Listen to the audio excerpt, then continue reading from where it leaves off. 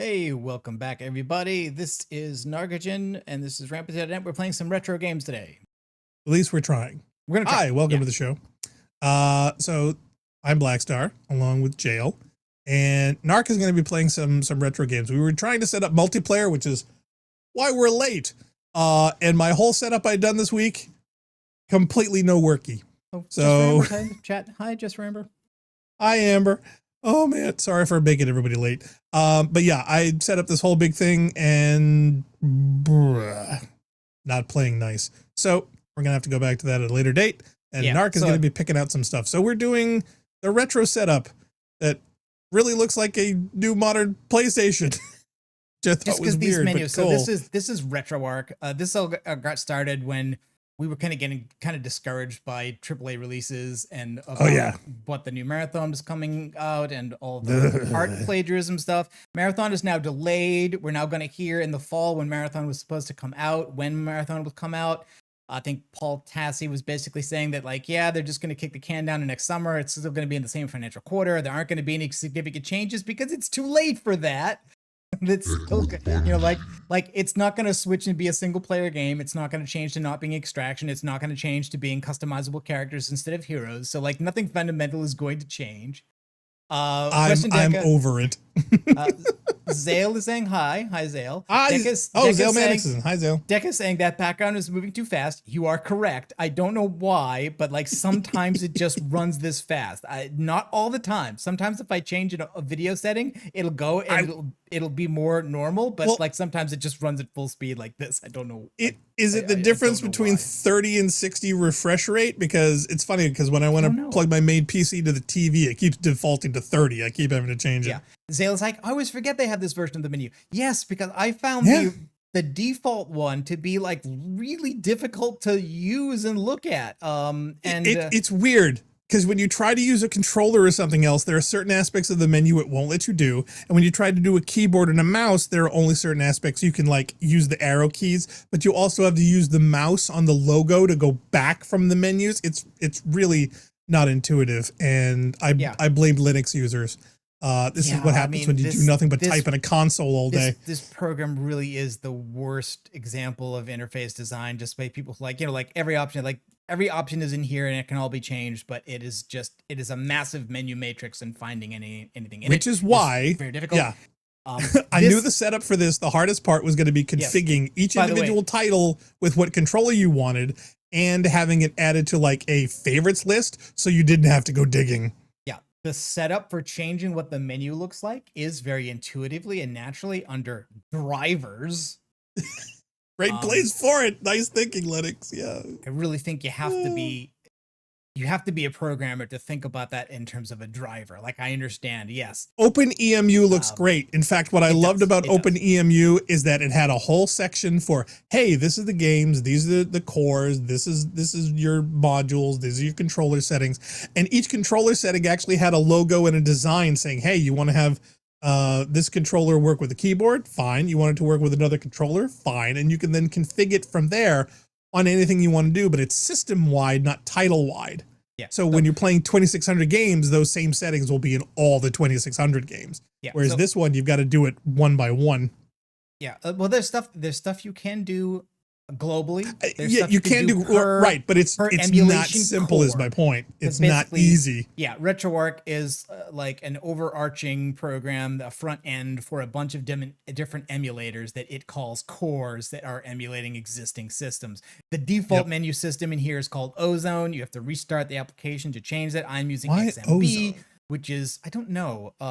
And Ozone basically makes everything kind of look like an Excel spreadsheet by putting in grid lines everywhere. I just find it's kind of kind of a lot. Anyway, when you look at that all day, but I love the fact that the one that says was it XBM or what is it? What is the menu for this? This is XMB, which sounds like an Xbox thing. It sounds like an Xbox thing. Is the PlayStation interface? Yeah, it should be PSX. I don't know why. It should be PS something. Anyway. Absolutely. So, my plan basically was to do this kind of historically. The idea being that aside from like arcade games in arcades in malls or there were arcade machines in the local movie theaters. There were a couple in the local bowling alley.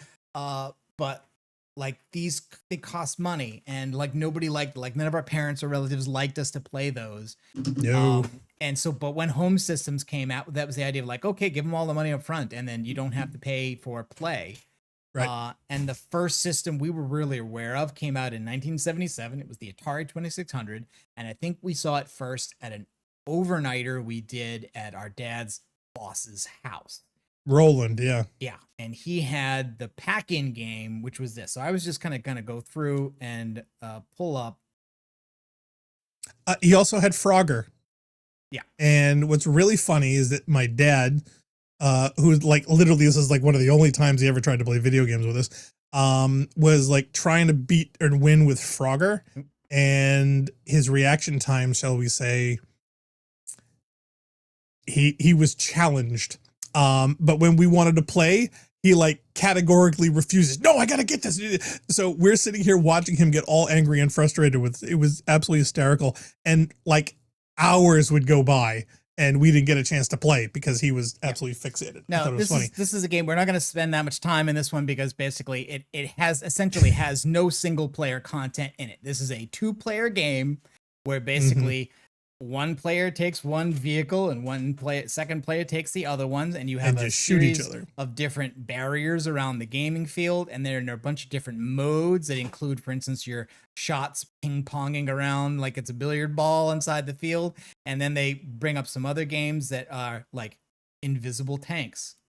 I know. Oh my God, we had so much fun with invisible tanks and the planes, invisible barriers, invisible tanks, and invisible barriers. Like this is how they get a way of saying that this is like 30 games in one. Because 30 games in one, right? Button, it goes up, and then after 15, they're like, well, let's do airplanes, and the airplanes with clouds, and then in different types because you've got biplanes like these, and then two dual airplanes. biplanes. And then airplane bombers, against the bomber, which doesn't bomb. It's just a bigger target that fires a bigger projectile. Like it's really silly. And then jets. Now, here's the funny thing. Now, you're being funny right now because you've actually got the screen style shaders settings so that it looks like an actual retro TV. Could you turn that off for a second? Turn that off? Okay. Yes. So I will bring up my menu here and I can go and say, hey, I want to. Well, no, can't you do it in game? Oh, no, you gotta. Yes. And so I can turn the shader off. For me, the whole idea, would be to make it look perfect. We don't need to torture the audience. But this doesn't with how bad the TV used to look that we grew up with. No. They don't need that. That's not it. When those artists made the art, that was what they were looking at.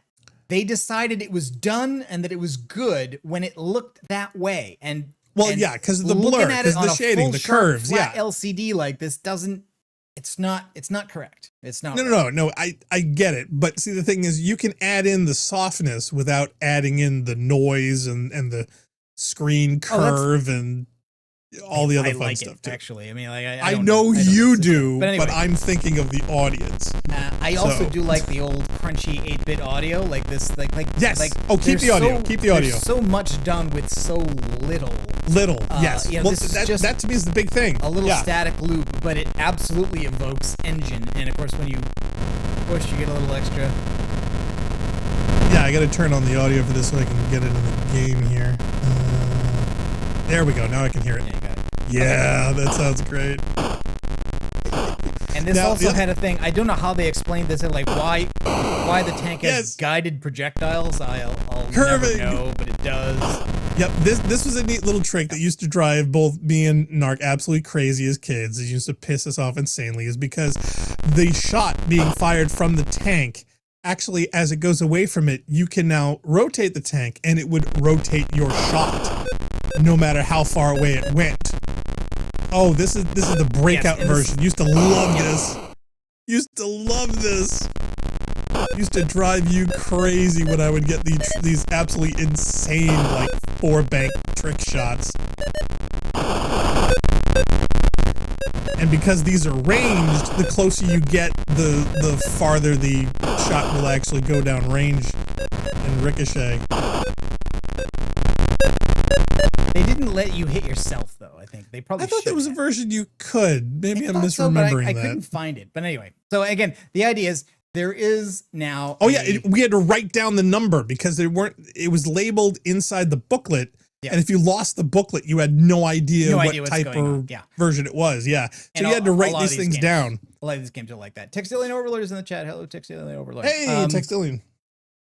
So yeah, now RetroArch has, I think fairly recently, I started to see more articles about this, added a network feature to this so that basically you can have two emulators running. If they're running the same versions of the same content in both places, you can connect over a network and everybody's controllers will work and you can play these. And it actually worked pretty well when we tested it. Yes. And now, of course, my setup is blown, so now we can't do it here yet. Yeah, so, for other reasons, we're unable to do that. So we're not going to spend a huge amount of time on a bunch of these games that are intended for multiplayer. Like I said, that game essentially has no single player content at all.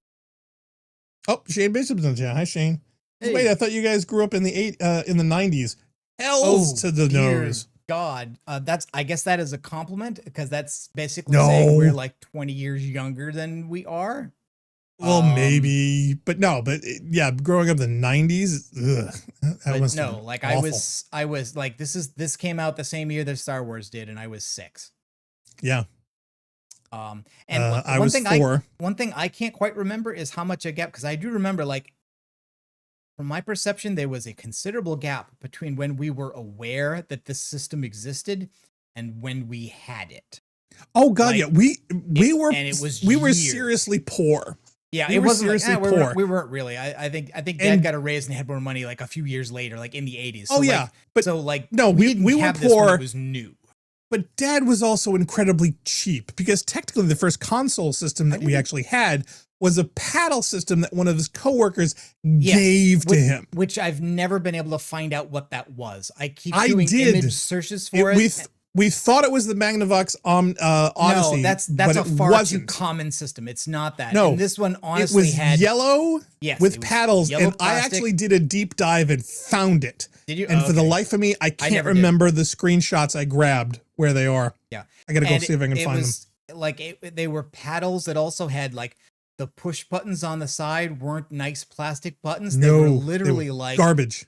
They were little like push buttons, like with a red thing, like you would get if you wanted to make this thing yourself down at Radio Shack, just bolted to the side of it. And I don't know whether it came like that or whether that was a DIY bodge fix that somebody made because they broke the buttons or something.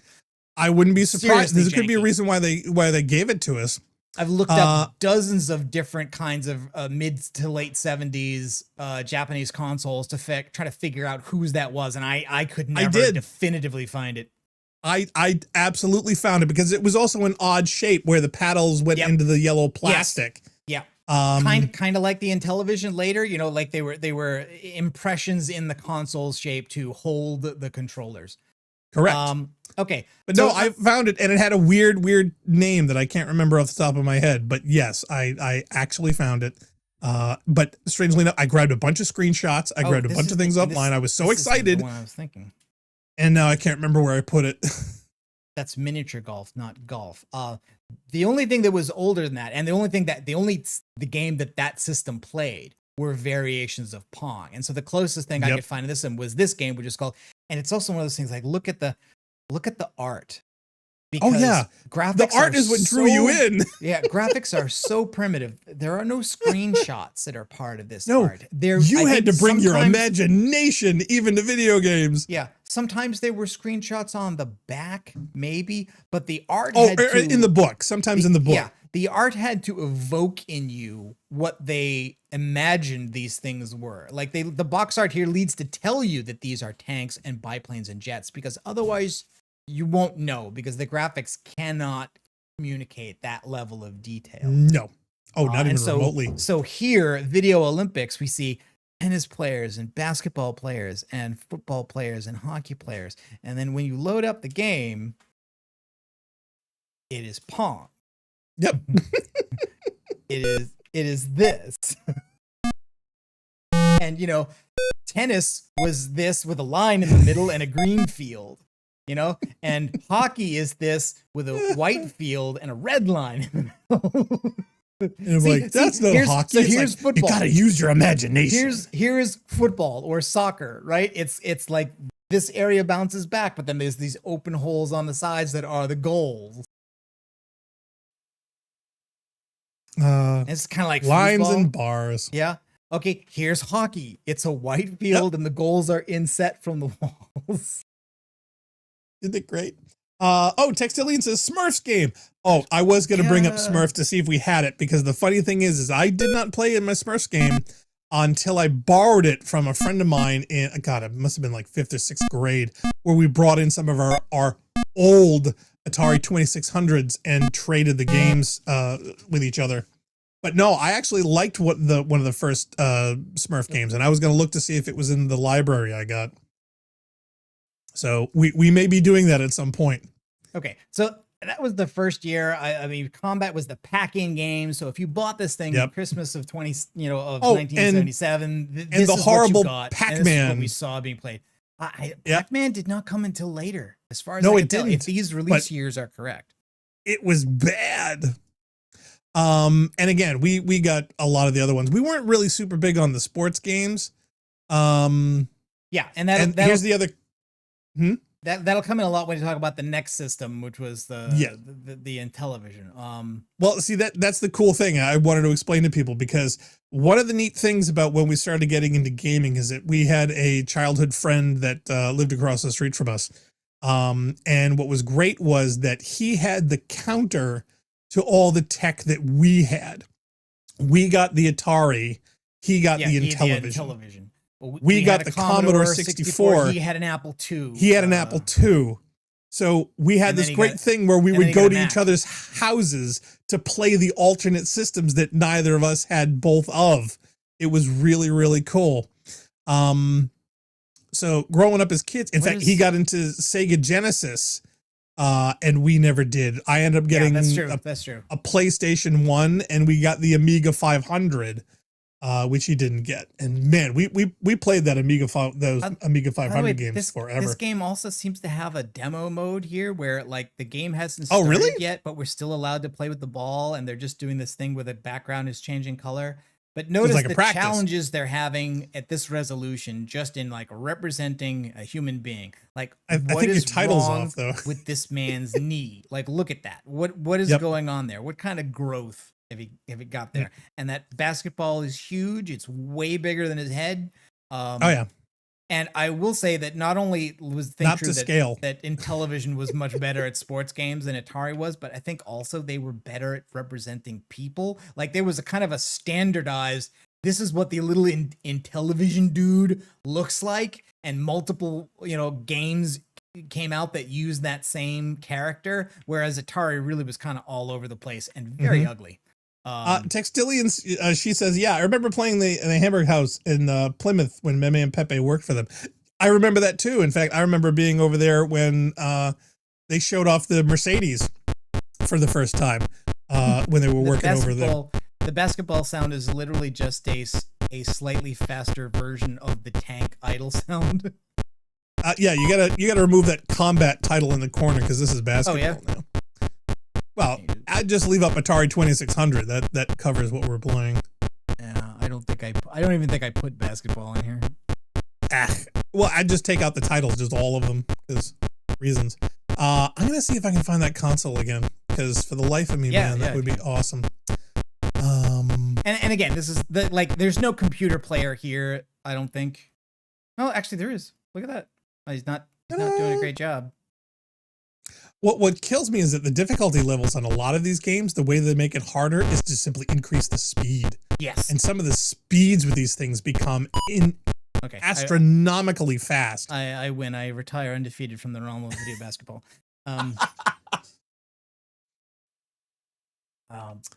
Bowling. What does this one even look like? Oh, wow. Now, the thing is, I'm not sure if the console that we had was, in fact, 70s. It might have been late 60s. Oh, you mean the one that with the yellow one that we... Yeah, that's possible. Yeah. It's just, I'm trying for the life of me to remember. And what's cool is that they've come out with new versions of the 2600. They got like the hand controller that's got a million games. But they recently just came out with the entire retro replacement. And the new one actually has an Xbox style controller with it. I don't know if you've seen that one. But there's actually a really, really cool version that I had debated about getting to simplify our lives immensely.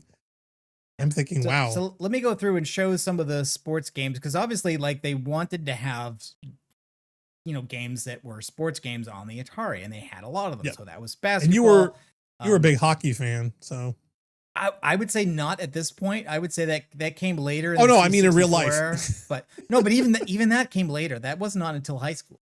Like, yeah, but Dad used to take us to Merrimack games like all the time. He used to drag us. I didn't like going. I thought it was too loud. Really? Yeah. See, I thought you always look at this. This is terrible. Supposed to be a representation of some kind of person. But they're struggling with it. And it's not even just the technical limitations, because the Intellivision is not like a huge leap forward in resolution, dude. Decca, you just won the internet today. He found the box art cover for Arctic Fox. Oh my God, I love that cover. Yeah, no. I also have that. That is way after this, but I do have that in the collection.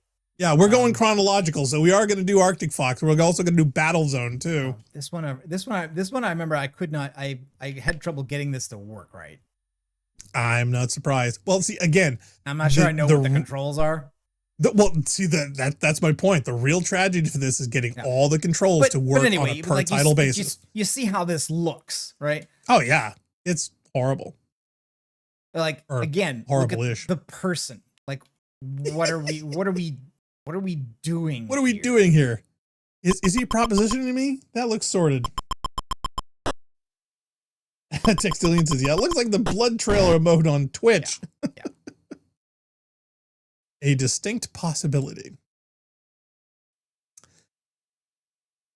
But yeah, I debated about, hey, maybe we should just get the modern 2600 and go from there. Because if we can, because a lot of these consoles, the retro new ones all have HDMI input, so we can just plug it in as an input and call it a day. I think I'm fine with emulation. I've looked at a lot of Me too, these things that are either the like feel of it, custom hardware or emulators or FPGAs in a hardware box that you then hook up to a hardware controller and an HDMI output. And I think I'm okay with the software emulation myself. To me, that gives us more options for games and titles and all kinds of other things. And that's why I thought it would be cool if we could get it to work with modern Atari controls. Has sports games and they're bad. And then there's this other system, which comes out a couple years later. I think it comes out late in 1978 for Holiday 78. And it's by Coleco.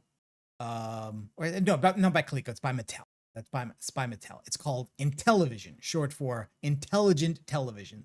And they hired a snooty sports journalist to promote this thing. And they heavily promoted all of the sports games. But they also were still trying to come out with a lot of the same kinds of games. So they've got a game called Armor Battle, which is supposed to be kind of like combat pack-in on the Atari.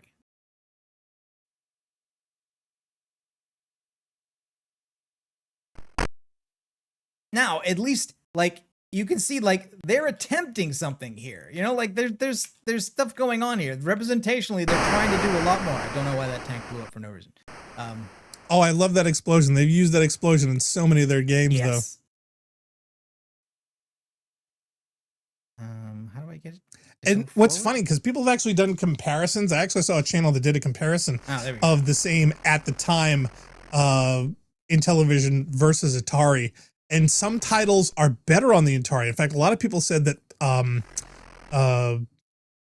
people have their preferences on which ones, like Pitfall is on and Pac-Man is on and other related titles, where strangely enough, sometimes the Intellivision did not always win. Yeah, I don't know whether this is is this supposed to be turn-based or something?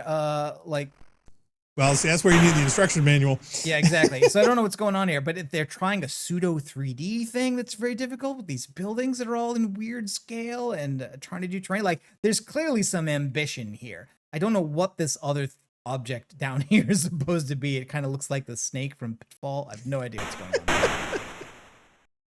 It's funny, for the longest time, even with like Advanced Dungeons and Dragons, I can remember not seeing specifically like the clouds going over the mountain. When you look at it at a certain angle, it kind of looked like a dragon's head breathing fire and whatnot. And I couldn't imagine, like, are they trying to be artistic here, or is this just a limitation to the pixels?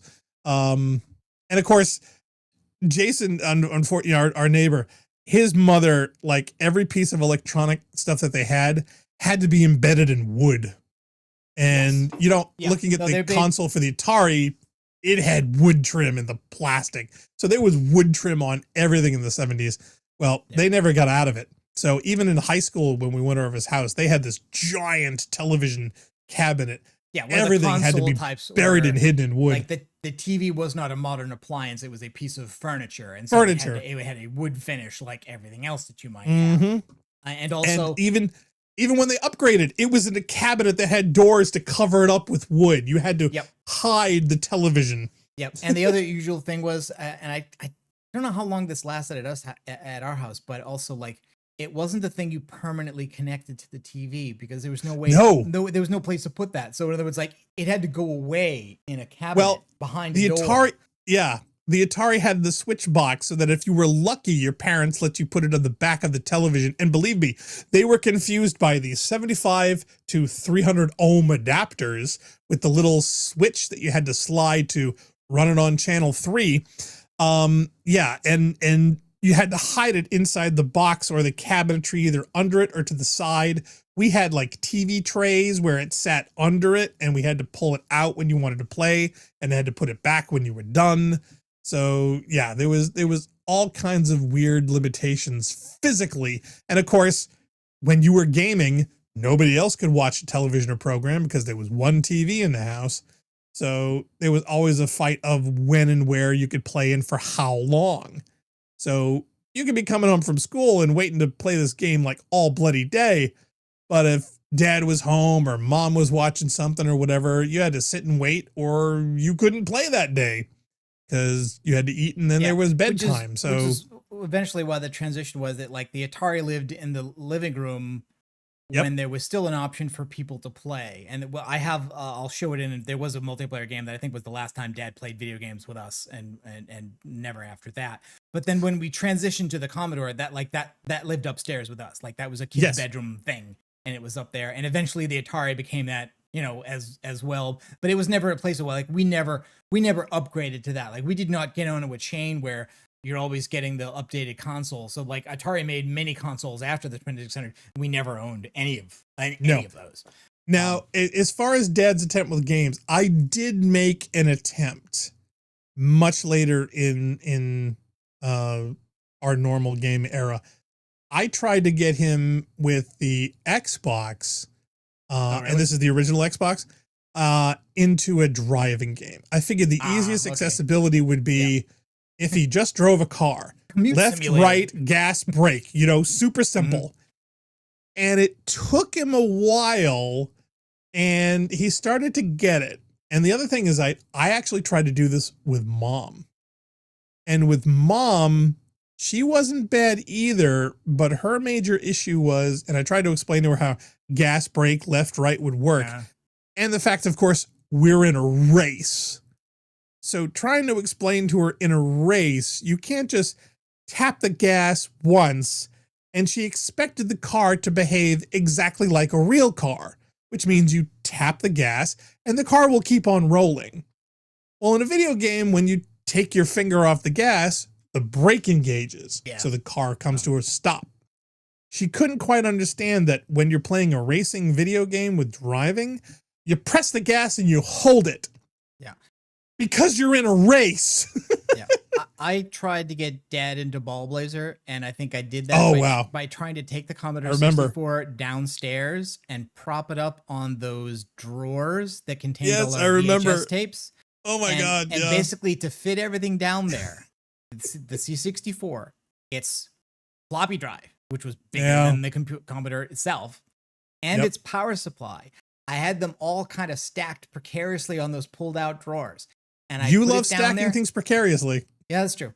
And I had it out there and I had it all running, and it was like, and I think he came home late, and basically I left it down there powered on so long that the power supply fried itself. Yep. Or fried the computer. And those things were all notoriously, unreliable anyway. Especially today, where they basically say, like, if you buy one of those old Commodores, do not attempt to use its original power supply. Original one. Buy a replacement, build your own, but whatever. Okay, so I did want to open up some of the Intellivision sports games just to show the difference in the approach, not least of which was they licensed everything. This is not just Intellivision basketball, it's NBA basketball. It's not just Intellivision football, it is NFL football. NFL football. It is not just Intellivision baseball, it is Major League Baseball. So we saw the Atari football with these 2 rows of 3 characters looking like some kind of frog.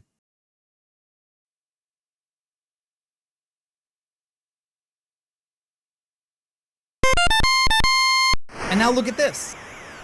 Yeah, this compared to the Atari is like jaw-dropping. And of course, Jay absolutely adored his sports games, so he had like all of them.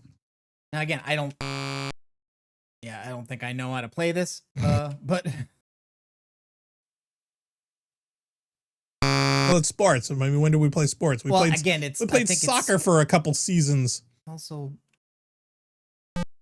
in fact, what's funny is that the entire time we ever played soccer, not once did I get ever instructions from a coach ever. Mom was under the mistaken impression that when you went to these sports things, they trained and taught you how to play. Not once. They literally just expected all the kids to just know how to play soccer. And I was like, what are the rules? What's going on? I remember the first time I was called offsides and had no idea what the hell they were talking about. I was like, excuse me, I'm trying to infiltrate their thing. How can I be offsides? This makes no sense to me tactically. Also notice they've got this absolutely standardized crowd noise with the applause, they use it in everything. Some whistles and some air horn sounds in there, and they put that in like all their games that needed a similar sound effect. So all the sports games, no matter what sport it is, has the same crowd noise. Now the title says NFL football. You should have just put the console in. Because you knew we were going to be changing a billion titles. Commit a foul? Yeah, I know.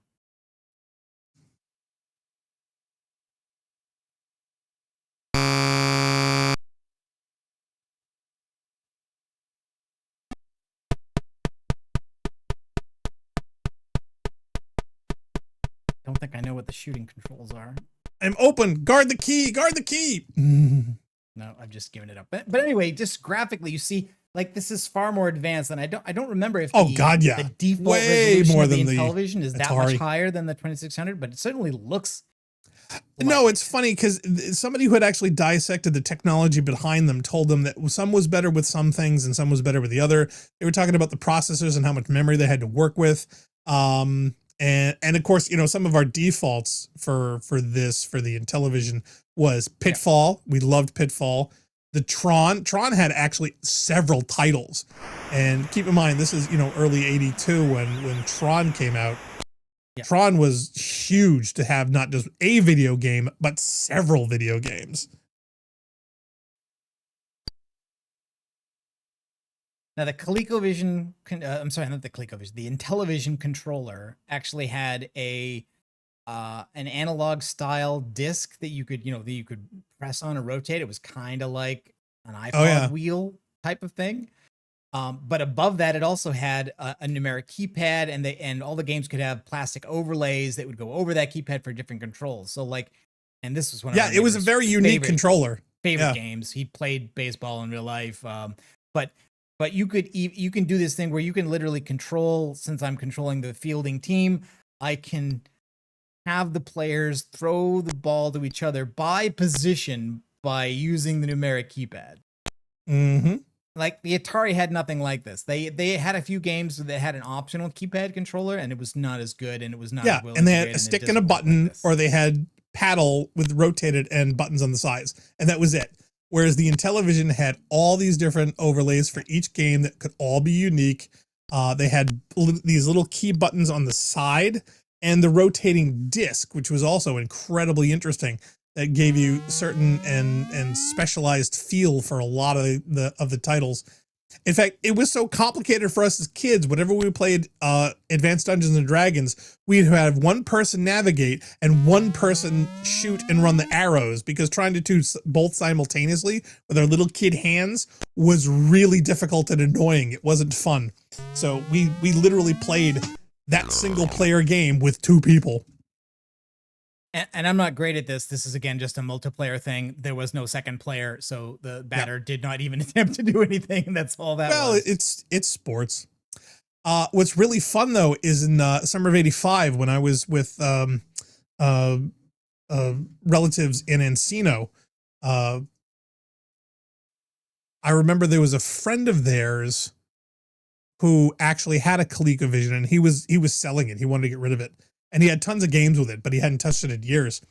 And I told him that I might be interested. I was wondering if I could borrow it because I wanted to try it out to see if I could get it. And sure enough, I actually had it for a long time that summer and got a chance to play all the Coleco titles that he had, because that was a console nobody that we knew had at all. And it was actually one of the most advanced ones. And it was a lot of fun. But at the end of the summer, when I saw how much he was asking for it, it was like, I don't know, 140, 150 bucks. Yeah. And I didn't have that much summer money left. I decided against it because I realized, we did all the whole retro console thing, and it didn't have to have another one in the house. And by that time and whatnot, we had the C64. Meanwhile, this is Atari baseball. Yeah. And notice, for instance, the thing that like there's a limitation on how many sprites you can have going at once, which is why those two runners flicker. They're actually like they're drawing one and then drawing the other because they can't draw them both at the same time. They're essentially the same sprite. The flickering and interlacing they played with a lot because of the old CRT technology. They did all kinds of cool techno stuff with that. Even the Atari had a bunch of titles that all took advantage of what limitations and options that CRTs you could play with. Anyway, you get the idea.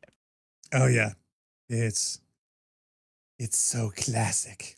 So yes, so for all the kids complaining today about their stuff, you don't know the half of it. Let's see if there's anything else interesting. Textility, that's why it flickers. Oh my god! Oh well, please, and you would tweak your CRTs. Flicker. You would tweak them ad infinitum. In fact, I was lucky. I actually had what was it, 10 inches? I think it was a 10-inch Hitachi that actually had straight up knobs. It was a knob TV with a pull pin. That's the TV that I played my Aliens games on back from '86 for the Commodore. And sure enough, the picture quality on it was absolutely fantastic. I think it actually used like one of Sony Trinitron's technologies at the time. But for the TV size and for what it was, the picture on it was absolutely fantastic. In fact, it was so good. I actually brought it into work when we needed a television. And my boss was making fun of me like you wouldn't believe for the thing having knobs. He absolutely, all right, Jill, he's going to be back in a bit. Absolutely was laughing his head off that I actually brought down a television that had knobs on it. And I actually got pissed and said, hey, listen, if you don't want it, just say so. But this is actually perfect for what you need it right here. And the picture quality is amazing. Let me show you this. And I showed it to him for what it was. And he said, yeah, okay, it looked great and everything. But he couldn't get past the knob aspect of it. And to me, I was like, what are you, a knob snob? What the heck? What is that? Who looks at a CRT and doesn't look beyond the picture? But for him, it was a fashion statement. It's like, oh my God, it's so old, therefore bad. And totally ticked me off when he was saying it too. Yeah. But for me, the quality of the image of it was spectacular. Nothing like what Narc's doing here with this funky little imagery. It actually looked fantastic. But the default TVs at the time, RCAs and other large ones that had been tube TVs that had been used for years, the pictures were very, very soft. The contrast was great, but you also had ghosting and blurring, and depending how good your cables were, they could get interference with electrically. In fact, because our dad was into model railroading, he had a power supply that every time he turned the trains on, every television in the house would get electrical visual interference and buzzing noise where it was unwatchable. Yeah, I forget. It was horrible. For years, we had to deal with that. Every time he was up in the attic playing with his trains, imagine striations of electrical noise being strewn across the screen, and it starts to scroll, and all you could hear is an electrical buzzing shriek. It was hideous. So enjoy your modern technology. You have no idea how good you have it. Just to round out the sports approach for Intellivision, you can see that, and this is 1979, and they've even licensed their soccer game. Like, you could imagine that, like, nobody cares. They could just, they could have put out a youth soccer game with no name, no league affiliation, nothing at all. No, North American Soccer League. They licensed this. Oh yeah, Shane wants to know, is it all sports games? No, we're just going through the. Narc wanted to go chronological. Yeah, a lot of the oldest ones are, just because I think the idea was like, these games already exist. Everybody knows how they're played, and they know how they're supposed to look like. It was the easiest thing to just take all the popular sports, all the popular professional sports leagues, and make video versions of them. Right, because think about it. Conceptually, people know what soccer is. They know what baseball is. They know what football is. And being able to play those for people who are not athletically inclined in the comfort of their own homes when it's raining out, that's a cool, easy sell to people. Conceptually, they can grasp that. What's a Space Invader? What's an Atlantis? What's a Dungeons and Dragons? People back then had no idea what these things even were. So how do you market and sell them to people and potential customers and whatnot? This is easy. Oh, you were playing soccer at home. How cool is that? But you tried giving them anything remotely imaginative or not in their normal wheelhouse back in the late 70s or early 80s. Trust me, it was hard. I mean, think about it. Back in the day, people actually had to go door to door trying to get people to buy aluminum foil. Because the concept, up until that point, where nobody had ever seen or heard of it before, the idea of using a disposable, thin, light, reflective, shiny piece of metal in home cooking in your kitchen? What is that? No concept. They had no idea. They were literally door-to-door salesmen selling Reynolds aluminum foil, Reynolds wrap, and aluminum foil because they had no other way to do it. There was no TV, press, or whatnot explaining to people what it was. And this was high magic back in the day. Yeah. In fact, I remember this very, very same hockey game. You and I played this a lot. You actually liked this one. I found it a little frustrating personally. Well, this one we would have been playing with Jason because this is the Intellivision one. Yeah. We played this all the time, but you and he loved this one. Yep. You guys played this one a lot. I did not. I found the skating a little difficult. You guys were always stealing the puck from me left and right. But it was driving me insane. Also notice though that like none of these sprites are flickering like the ones in the Atari baseball game for some reason. Like whatever the advantage is, that like they've got no trouble drawing this number of moving characters at once. Like that's not a problem. Nope. The limitations on this did not hinder the attractiveness of the gameplay. And keep in mind, that's a 3D perspective. In our minds as kids, it's like, oh my God, this is a 3D game. There was depth inside the field. Now, of course, it's all trickery because it's all real, 2D graphics and gameplay, but it looked three-dimensional there. And that was something special. That was really cool. Yeah. Now, remember, the traditional wisdom was Intellivision was better at sports games and Atari was better at everything else or at the very least like things. Space games, like Space Invaders, Defender, like those things were better. Sci-fi or imagination type things. They also had Breakout and Warlord. But frankly, I'm not sure that's true. I'm not really sure it was ever true. And this was another Intellivision game that we played a fair amount of that was also fairly complicated. And see if I can find my pause here. I just wish you would take off the interlacing. Because it's hard to read. Okay. There you go. Yeah, see, I know you're going for authenticity, but I just like looking at it. Like, this looks wrong. I know. Okay, so this is a game that is basically played on two different screens. Like this one, which is a radar screen. This is our base in the center, and these are attacking squadrons of fighter ships. Yep. And this one also had a complicated overlay that goes over that numeric keypad that lets you control stuff. And basically, you had 3 squadrons of fighters, and you could activate them to send them out. You could recall them back to your base, or you could wait for them to engage with one of these squadrons and then go to that battle, which is when you enter the second screen where you're a reticle moving around trying to shoot down the ships in the other squadron. if these enemies reach your base, they will attack it and you'll eventually lose. And here in this game, I will just launch all the squadrons and they're going to go out and fire and hit somebody.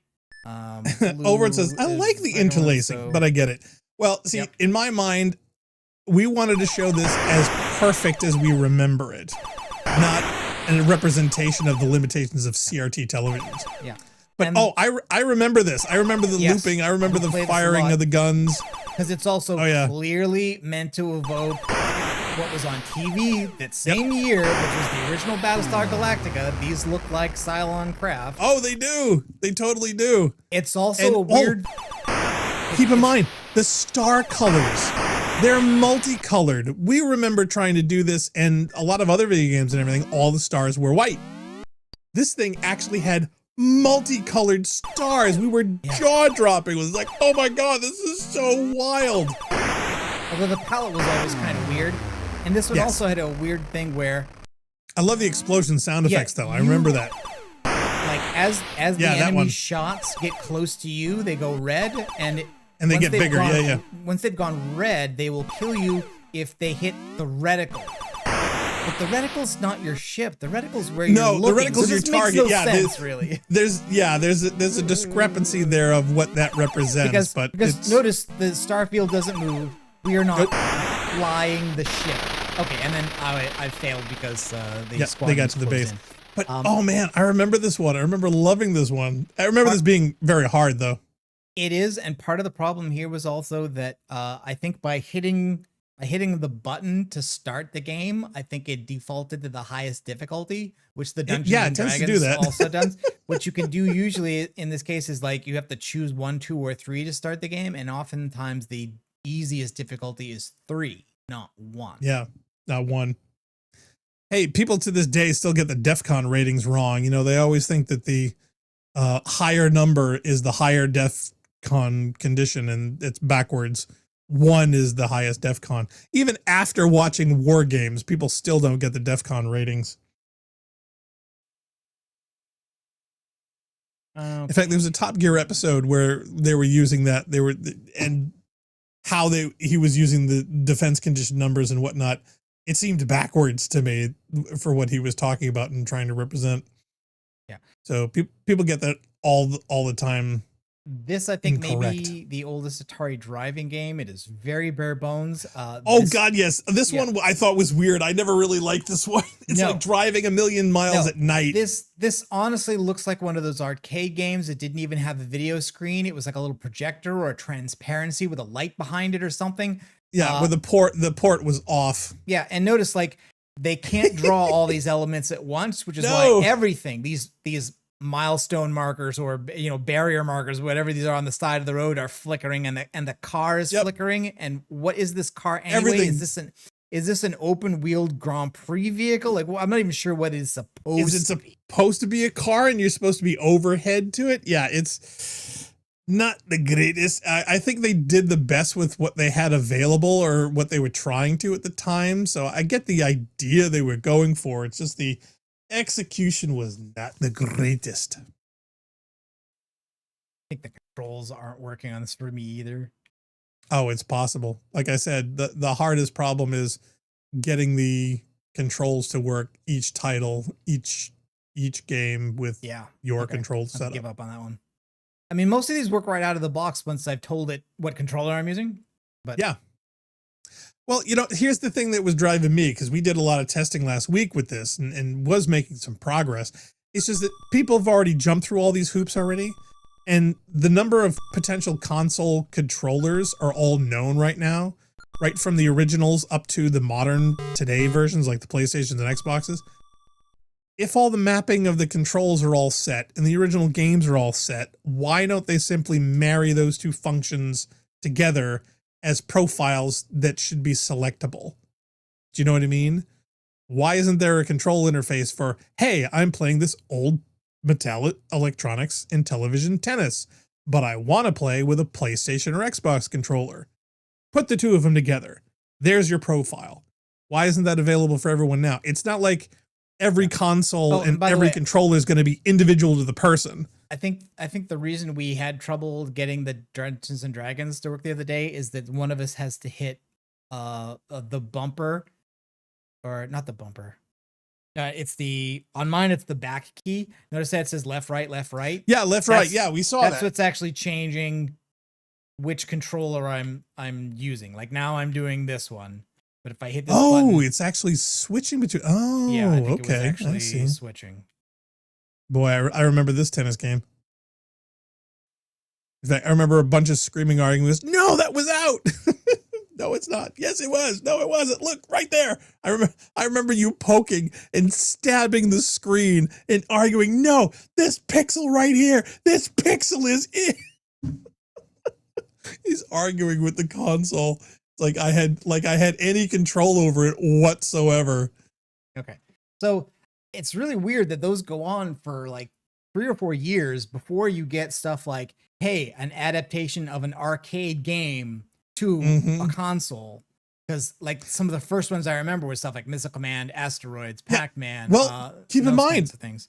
There were a lot of things that they had to get from like Williams, who was they owned a lot of games of arcade style stuff, and they didn't have any electronic stuff, but they wanted to get them on the consoles. And there were also a lot of pinball game makers that owned the rights to a lot of these. You can see here again the same limitation, right? They're trying to draw a bunch of stuff on screen. They can't draw that many objects, so the objects are flickering. Yeah, they've only got so many frames and so many graphics because of the buffer. Oh man, I remember those sounds. Now, see, the other thing I wanted to do was make up some different lists so we could compare Asteroids on the Atari, Asteroids on the Intellivision, Asteroids on the Coleco, you know what I mean? All the way on through, and use the original arcade on like MAME, because I think we have a MAME emulator. I haven't gotten any of the arcade stuff to work yet. I had a couple, but again, I've got to go through them all and see what works and what doesn't. Oh wait, no, go back to one of my all-time favorites. I was looking for Astro Smash because I wanted to do the direct comparison of the Intellivision and yeah, because one of the ones I'm absolutely dying to play, which was one of my number one favorites on the Intellivision, was Advanced Dungeons and Dragons, and that dragon screaming to this day strikes fear and terror into my soul. Oh yeah, it's trying to load the overlay. But Astro Smash is not an Asteroids clone. It's actually a Space Invaders clone. Yes. And there were a bunch of them. You know, everyone was ripping off everybody else big time back in the day.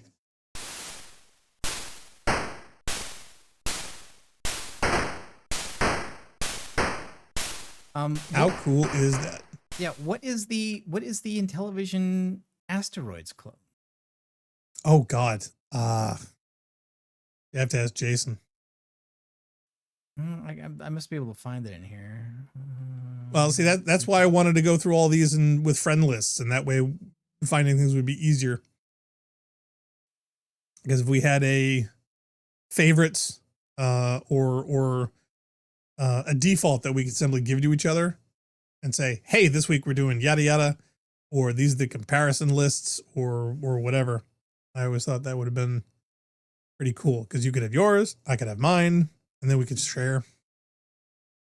Yeah, okay, I'll have to look for it later. Oh, Jail wants to know what was the game of 2001: A Space Odyssey. Well, I think that was actually 2010, and strangely enough, that one actually has this weird engineering feature where you're supposed to be doing all these technical problem solving things. It's really weird. I actually played a little bit of it. It talks. Oh yeah. This was huge. This game was a big deal because remember this was also not a standard feature. I think it needed an extra device. An attachment. Yeah. Yes. It was an add-on. It was a physical device you had to buy that wasn't included with the console at purchase. Yeah, so this game requires both the IntelliVoice voice synthesis module and the Intellivision television master component, which was the console itself. Does it include the voice of the emulator? Because my God. The sound is hilarious. They actually tried to put in a southern accent into it too. If you can believe that. Bomber. Oh, and it does it all the time. It's not like they're just trying to do a computer generated voice. They're trying to do a computer generated voice. So these are showing us the American South. Air bases. They're showing us anti-aircraft guns, and they're showing us, I think, factories that are bombing targets, if I remember correctly. And those are surface ships right there. Yeah. Or those subs. I think those are surface ships. I could be wrong though. But yeah, and you had to pick your targets and then fly to them. And then while you're flying, there are different gun ports on the B-17 that you look through. So when you're being attacked by enemy fighters, you have to change your perspective on what screen you're looking at. So here, left is P for pilot. What was the A? Yeah, there's a whole screen here of gauges giving you speed, altitude, pitch and roll. So you had to fly the plane. I think I need the manual for this one because I don't know how to start the airplane. Oh, seriously? There's not enough interface. Well, see, that's what you need the overlay for. Yeah, but there's pilot, what's the A stand for? Oh, no, is that altitude? Is that the altitude gauge? Oh, that's pitch. That's pitch and altitude gauge. That's what it is. Wait, I think I did it. Oh, did you start it up? Yep. And you got to get your revs up. You gotta get your rolling. But yeah, you got to check your plane stats. Yeah. And you had to have your speed up. I think you got to do 150 before you can take off. And remember, your gunners have only got so much ammo, so you don't want to use all of it. And you had to make sure you didn't use up all your fuel because you had to get back. Yeah. Well, when we dropped the bomb. So yeah, so you're still on the ground. I know, I'm still on the ground because I can't figure out which button increased engine speed. Oh, and no, you got to get your revs up. Look at the gauges and get your revs up. Or you crash into something. There we go. Hey, you didn't want to have. Okay, all right. So the rev indicators in the middle there.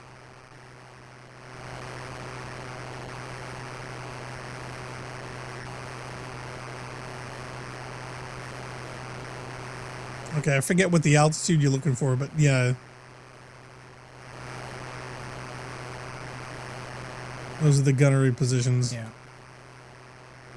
And yeah, that's the overhead bomb indicator. Yeah. So yeah, that's the bombardier. Grasp of. So yeah, this is super complicated for what? When did this come out? 82. Yeah, this is like playing Microsoft Flight Simulator. Which is more advanced than this. But yeah, still. This is 81 or 82. And again, we were never the type of people to get these things like right on release date. So a lot of the stuff that we had, it was a couple of years after it had, been around for a while. We were not what you'd call early adopters with this kind of stuff. We waited for sales, bargain bins. Okay, so we're over water. We're over the ocean somehow. Yep. Well, you got to check your math and check the overlay map to see how far away we are from the target. Oh yeah. Okay, there we go. Check our checklist.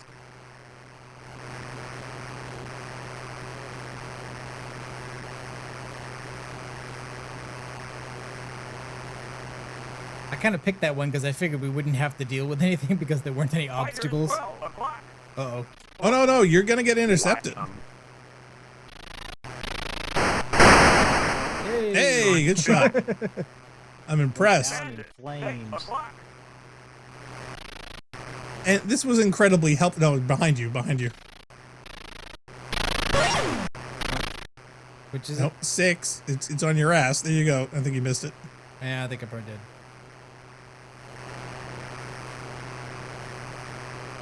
What's your pitch? Yeah, I think you want to level off. I don't know. Check your altitude. I don't know what your altitude is. You don't want to be too high for the bomb run. Oh my God, yeah, you're like 24,000. Yeah, you're a little high.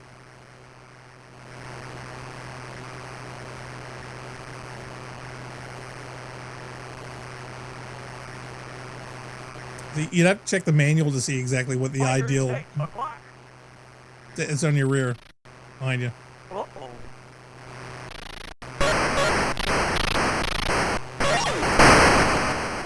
Oh, nice. Oh, now what are those supposed to be? Is it supposed to be like ME-109s? No idea. Or 190s? Oh no, but it's great. What's a trajectory heading?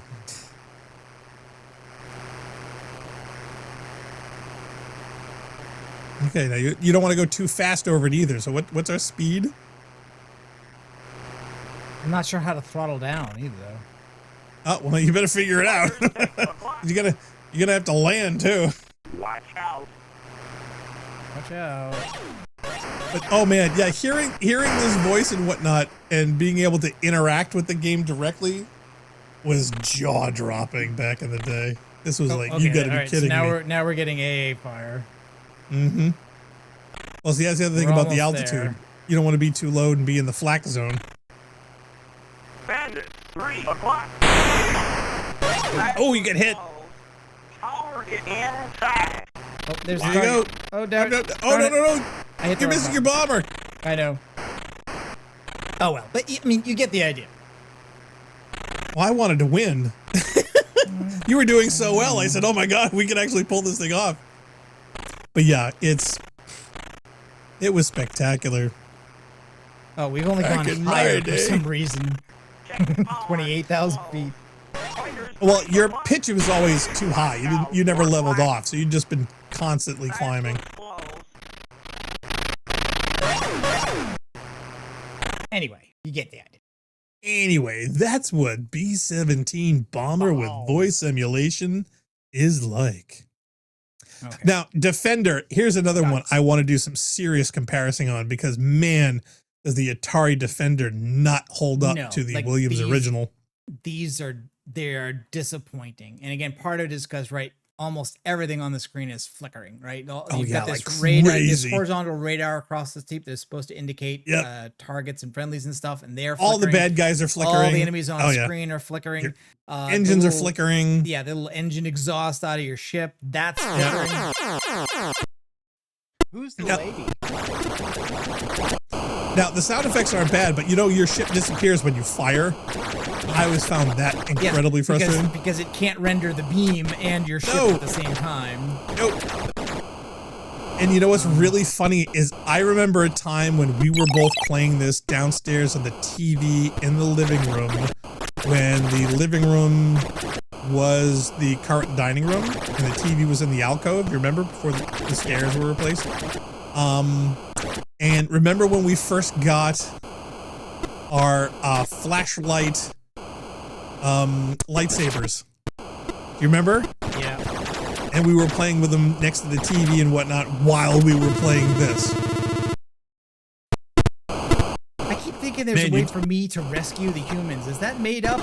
Is that not? No. You can save the humans. Once if they pick them up and capture them, you can pick them up and save them. I gotta say though, you're doing way better than I did the first time I was playing this again.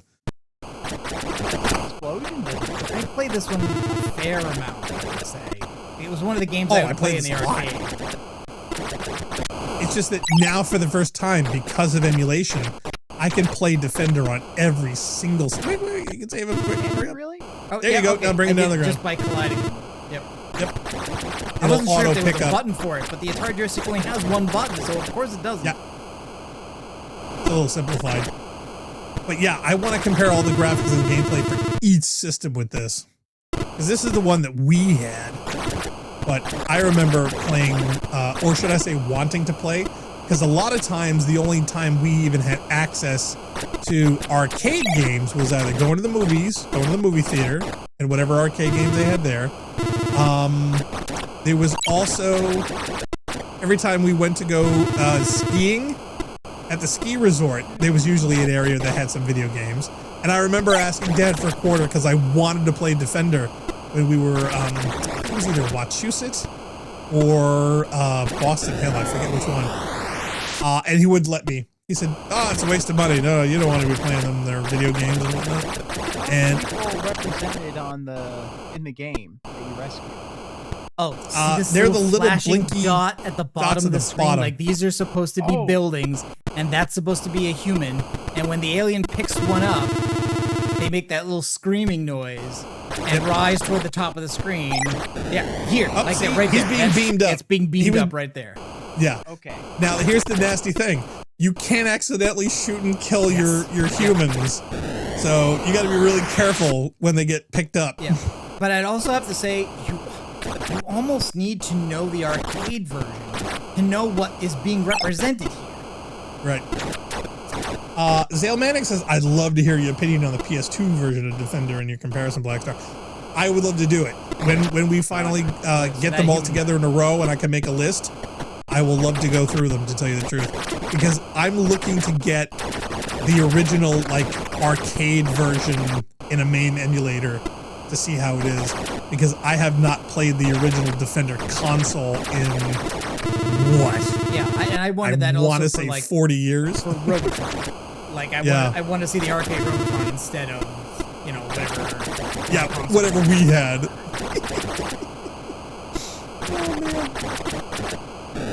And what was the highest level we ever got to this? I mean, we were never crazy scorekeepers. This was all about scores. Yeah. Oh, careful, you got one. No, it's too fast. I think that's my last. Yeah, that was it. Yep.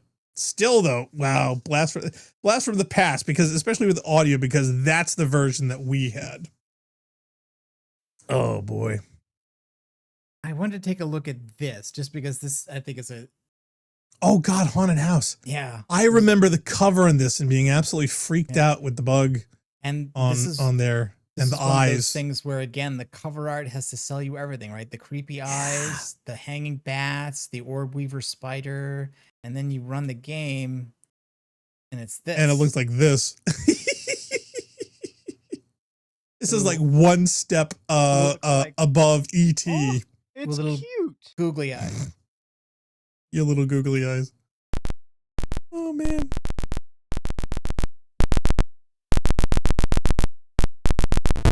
That's Where's the flashlight? adorable. You remember? I don't know.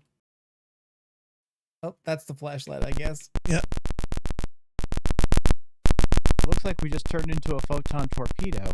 It's basically giving you an area of what's glowing. Okay, and so that's a spider, I guess, and we're Yep, running we wanna away. avoid I don't that. think I have no idea. I have no memory of how this plays at all.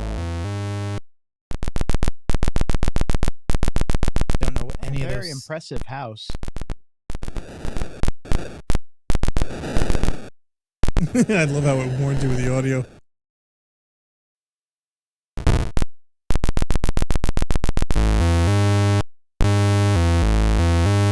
I think I'm changing areas with this, but Yeah, you're changing levels or floors. I But don't know again, what the where you're objective going and is what the or goal anything. is. Yeah, I have no idea. You will have to check the Book of Armaments. Yeah. Oh man.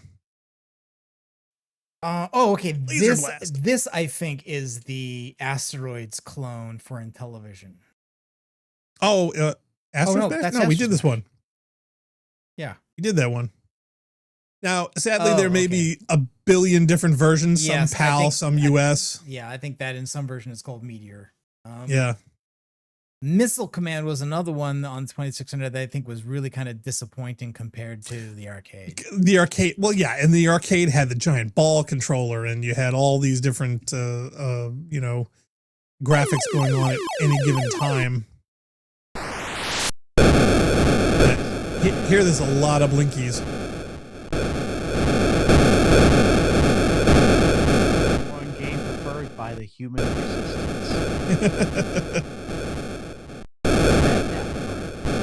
Yeah, I love seeing the little Terminator precursor.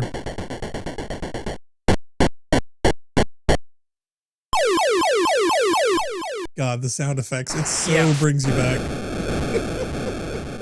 And again, we played this for hours, cranking Rush and drinking 7-Up and Orange Crush and bags of extra crunchy Cheetos. And that's why, to be honest, watching, modern interpretations of retro stuff in films, I always found terribly, terribly enjoyable. That's why I give a lot of leeway to films like Ready Player One that reference a lot of pop culture stuff like this. I hate it. I know you did, and I I adored it. In fact, I was I love how hoping at this some game point. rewards efficiency though. Like it rewards you if Yes. you wait long Being enough cautious to and waiting. Yes. get It's all more than it's all one about incoming timing. missile with one target because you get score for the weapons you don't use, the weapons you don't fire. Oh, did you miss one? Yep. See, that's the thing. But it's all about managing assets and timing. But no, I wanted to go through and see if we could actually play the original adventure, because that's another one we had not played in forever. And seeing that featured in that film, it's like, oh my god, that is so cool. Let's bring feedback. Now, if we weren't going to get a copyright strike and everything, yeah, I would totally be playing Tom Sawyer right now. In fact, to be honest, you know what? No, I'm not putting on Tom Sawyer. No, I am. I'm gonna put it on for me. Would you like me to read the book while you do? No, we're talking the song by Rush.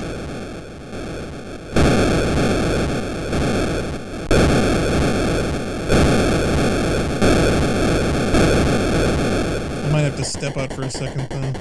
You're doing good. So at the end of each round, it basically gives you score for every missile you haven't fired and every city that hasn't been destroyed.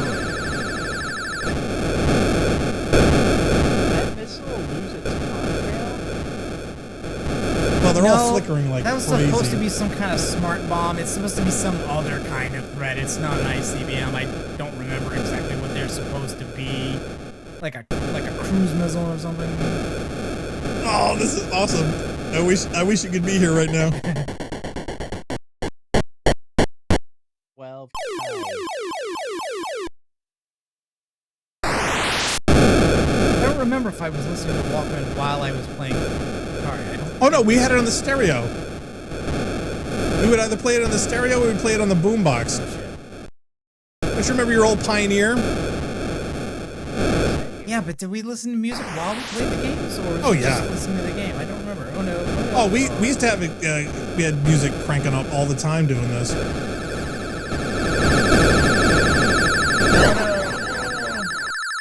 Plus one save. Now, it wasn't until later when we had a tape deck and was actually doing dubbing that we did the tapes. Most of the time, it was just records. In fact, the old turntable that Dad ended up getting for me, so I would have one, we didn't have to share, actually had this neat thing where the needle was actually controlled digitally with buttons. That was actually a pioneer. Oh wow, I muffed two of those. Darn it. Oh yeah, well see, these are coming in more rapidly than the old ones, so the game's getting harder. I think that sound effect is basically saying I earned enough bonus that it's putting a city back that was destroyed. Yeah, I think that's what it is. Now, what's that one? That one's a cruise missile, I think, right? Something like that, yeah. I should have bought some Orange Crush.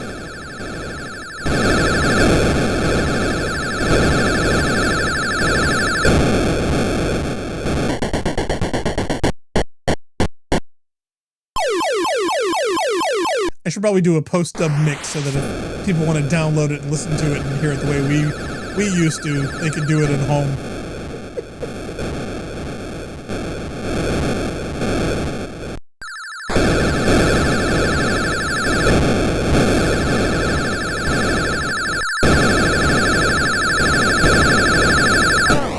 Oh, you lost one.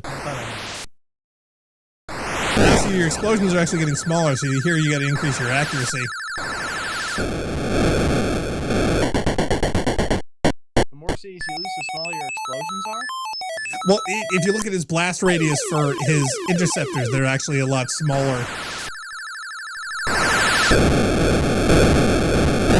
So they get smaller and slower, while the incoming missiles get faster and faster.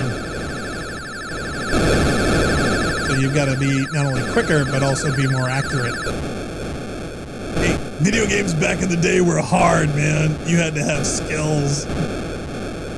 I wouldn't overstate that, but I'm not overstating it. That's a fact. it's not Dark Souls.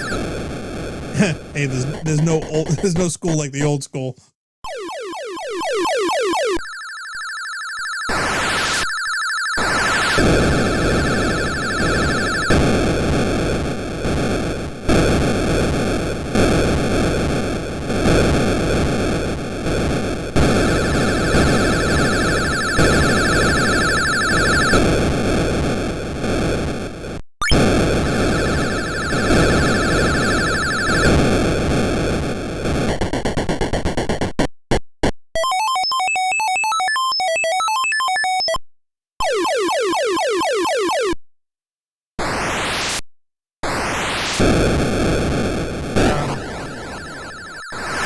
That's 2 down.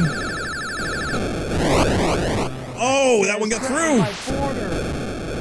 That's it, Buster. No more military aid. Nuke them before they nuke you. A new game from Butler Brothers.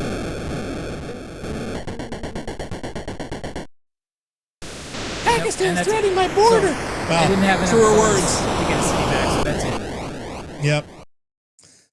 Oh, the joy. Oh, we were so close to breaking 50K. Bill, I could not have done it as well as you. Okay, now do we want to take a break, or do you guys want to keep going and I'll just hit the can real quick? Yeah, why don't we take a break? Okie dokie. All right, for those just tuning in, we're going with Rampancy's Retro Play. Please come back after this short break.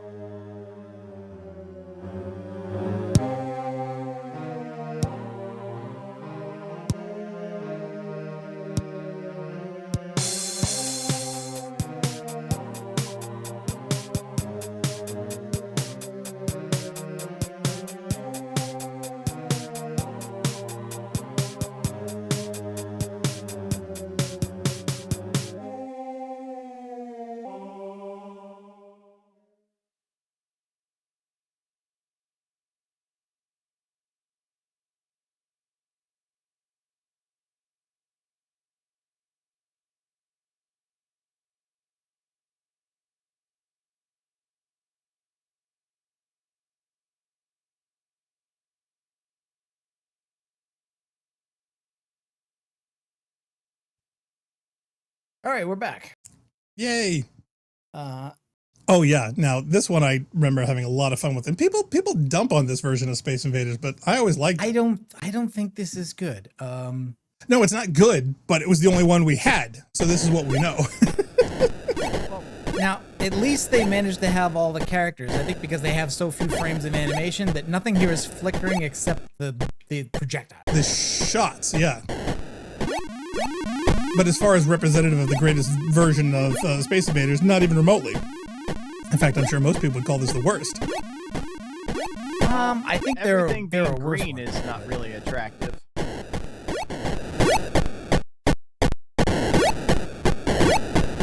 There you go, your barriers. Now, did you find those helpful at all? I found them more of a hindrance, to tell you the truth. And are you of the shoot through the barrier school of combat, or no? That's an arcade strategy. I don't even know how effective that is in this version. Come on. So are we shooting them from ground level, or are these actually flying down from the skies? Oh no, these are coming down to the skies. Oh my god. Dead. I'm sorry, I'm not quite understanding the question. There's Space Invaders coming from space to the ground where you are. Yeah. So what's the question again?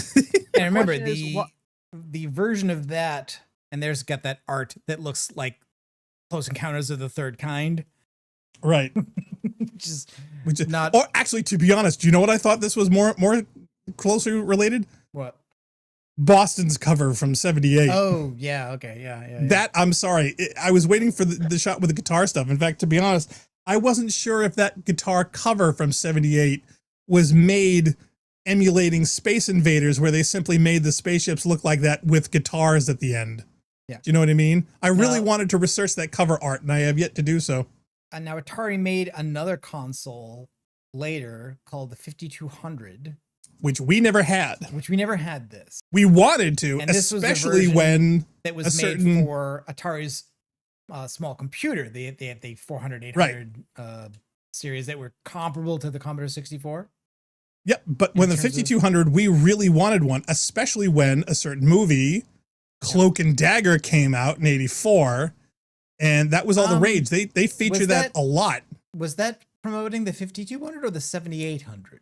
Oh God. Actually, no, you might be right. I think because that was 84. Yeah, when did the 78 come out? Yeah. Now I don't know, like this has a lot more color, but I'm not sure I like this better than what we just played, really. No, I don't. And to be honest, I think it's the music. I think it's the sound effects. I think it's the whole package. I prefer that one just for its wider color palette. Yeah, well, again, it's more colorful. The aliens are more animated. But it doesn't have the punch that the other one did. Do you know what I mean? I mean, the marching sounds and whatnot, as it progressively gets worse and worse and worse, is actually scary, is terrifying. When they get closer and closer, you actually feel it. I wasn't scared there when you played that more pretty version. See, this is why I wanted to come up with playlists. Actually, the number one thing I would love to have in this emulator that I love in OpenEMU is the search feature. You can search all of your games and simply type them in and they show up. Yeah, this is the Intellivision Asteroid version. I think they get a bad rap for supposedly not having good space games. I don't think you can really say that this is worse than the Atari 2600 Space Invaders. It is kind of a like, well, there's not Space Invaders, it's asteroids, but it's not really asteroids. So it's like, what if the things in Space Invaders were asteroids instead of Space Invaders, but you played it the way you play Space Invaders and not the way you play asteroids? Yep. What the? Yeah, I never understood what those were supposed to be. I don't even know. Was it like a tiny galaxy? Now that's like a satellite. That's like a little spaceship kind of thing. That I sort of get. But the weird falling, it looked like an automotive part, you know? I mean, it literally looked like a part of a steering column or something. Like being attacked by a giant cotter pin. Oh no! Oh God, no, not that. And also notice like rocks that fall are just missing score. Like this, it's not like Missile Command. Like there's no direct consequence for allowing something to hit. Nothing happens. You just don't get the points. I know. Well, yeah. Well, what's funny is about the asteroid design is they're trying to give it like it's doing bump mapping. It's like they're trying to give it depth, like it's got an edge to it, but all it really does is look like it's got holes in it. Yeah. You notice that? So yeah, they failed kind of in the asteroid design. That is a loud explosion. Mm-hmm. And watch out for the tiny cotter pin.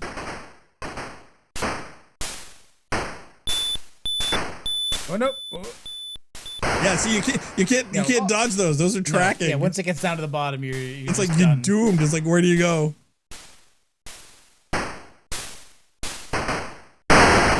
But I mean, I don't think that's that bad. Almost. I don't think that's bad, really.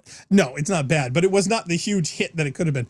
Now, actually, can you go to the 2600 for a second? I'm curious to see, because there were a couple different games that came out later in the run that were super, super popular. What year are we up to right now? Yeah, Atlantis was one. I got it dropped off at like 81, 82. Okay. Well, Atlantis was one, but there was also the other one, the space one. Do you remember? And these were done by the iMagic. Yeah, Star Raiders. Yeah, and Magic stuff is all good. So Atlantis is like Missile Command, but better. Like that's what this is. Well, it's supposed to be.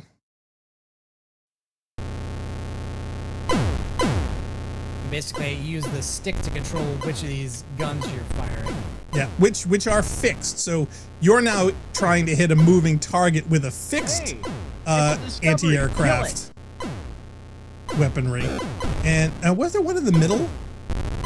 Or is there a shield in the middle? I forget. Yeah, No, there is one in the middle. Okay. So yeah, so you can go straight up, left, and or right. I always thought those little ships looked like little Enterprises. I was kind of torn when I was blowing those up. Well, now they like the USS Discovery. Oh no! Yep. See, the center gun's gone. Yep. And it must be Pride Month. It is still Pride Month. Hey, you got your gun back. It's also way harder than the other one. Man, I remember when those triple passes would come by and they would start blowing away all of your toys.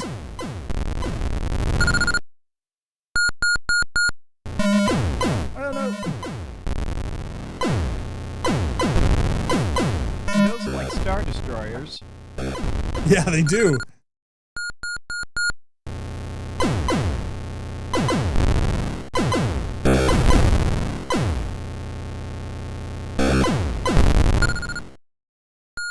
Oh, Shane Bishop's one. I don't know if you answered. Yeah, he was asking about. We know you played Resident Evil, but have you played Silent Hill? Narc was a huge Silent Hill fan. We did play, I think, a little bit of Silent Hill 2. Yeah, I don't think we completed it though. We didn't. You were all trying to do the mood thing.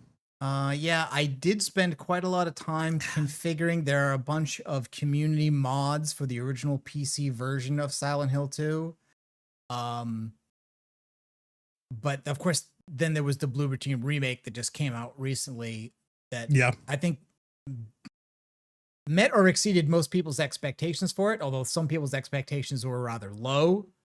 They usually are. The PC versions were rather bad in a number of ways, and they had republished a version where they actually this is one of those things where part of the appeal was kind of very off-kilter English voice performances because they hired basically non-actors, but it became part of the appeal that they sounded so awkward as part of the vibe going on in the setting. And so they hired pros to do an alternate voice track, and it turns out like a lot of people hated it and very vocally wanted the return. So they actually put the old voices back into the game. So that's something we might do. I know that you wanted to do the original Resident Evil, and that, of course, has also gotten a very well-regarded remake in recent years. Well, we thought about doing both. We thought about doing the original and then the remake thereafter, just to give it a basis of comparison. I haven't played it in forever. But the other one, what's the space one? Yeah, that's made. Was it Demon Attack? I think is the other. Magic. Is it Demon Attack? Might be right.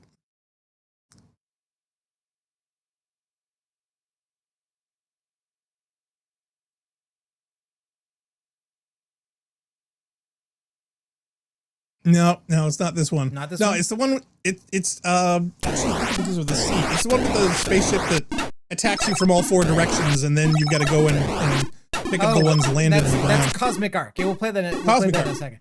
This, though, I also, like, this is within the same number of years as Space Invaders, but I find this far more engaging. It's like, it's more colorful, there's more motion, there's more going on. The explosions aren't quite as satisfying. No, but the explosions in Atlantis were far better than anything else in the Space Invaders either. Oh, James Jones in chat says, yeah, you guys should do Beyond Citadel, which is sort of a modern revival of Marathon. Really? Oh, now I'm intrigued. Tell me more about that. Tell me more. Because strangely enough, after, we dumped Destiny and Bungie because of their latest shenanigans, number one question they had is, well, what do we play now? Did you hear the very latest shenanigans? I saw an Astacross video a little while ago. But again, he was like trying to get somebody in chat to say, hey, if we can get 100 people to delete their accounts, he would delete his. And I'm like, wow, I'm game to be one of those 100. I'm not going that far, but no, they recently published the 3rd edition of a Destiny art book. And what people found was watermarked. Don't tell me.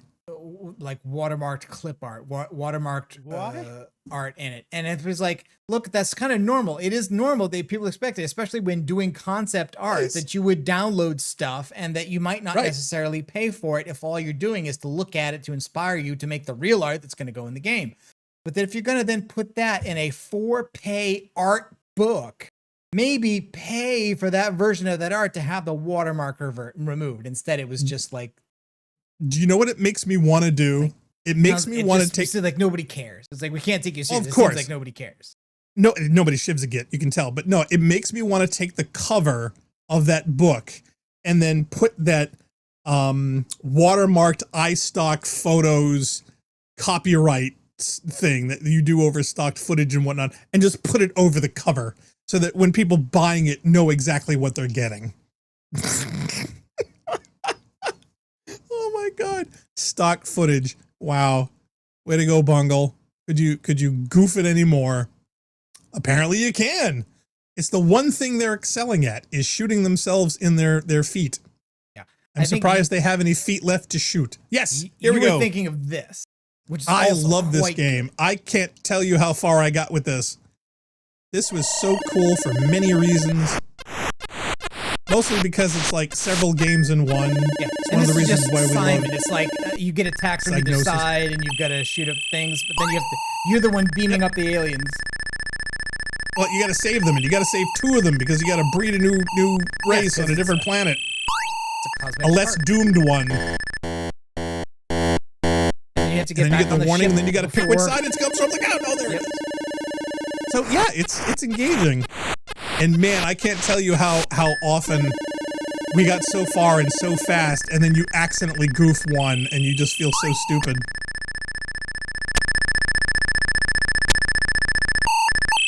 Now it's making the noise, but I think it's not quite displaying very well in the emulator. I think it's blinking out when the 2 side cannons come up and start to shoot. The beam isn't very visible. Ah, there we go. That's better. Last one it wasn't showing it. I don't know if you saw.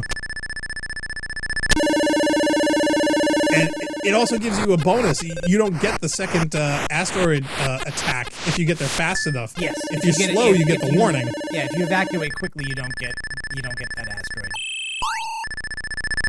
Boy, I can't tell you how many times going through this where you suddenly like, hey, you got the guy, and all of a sudden it comes down and it blows you out of the sky.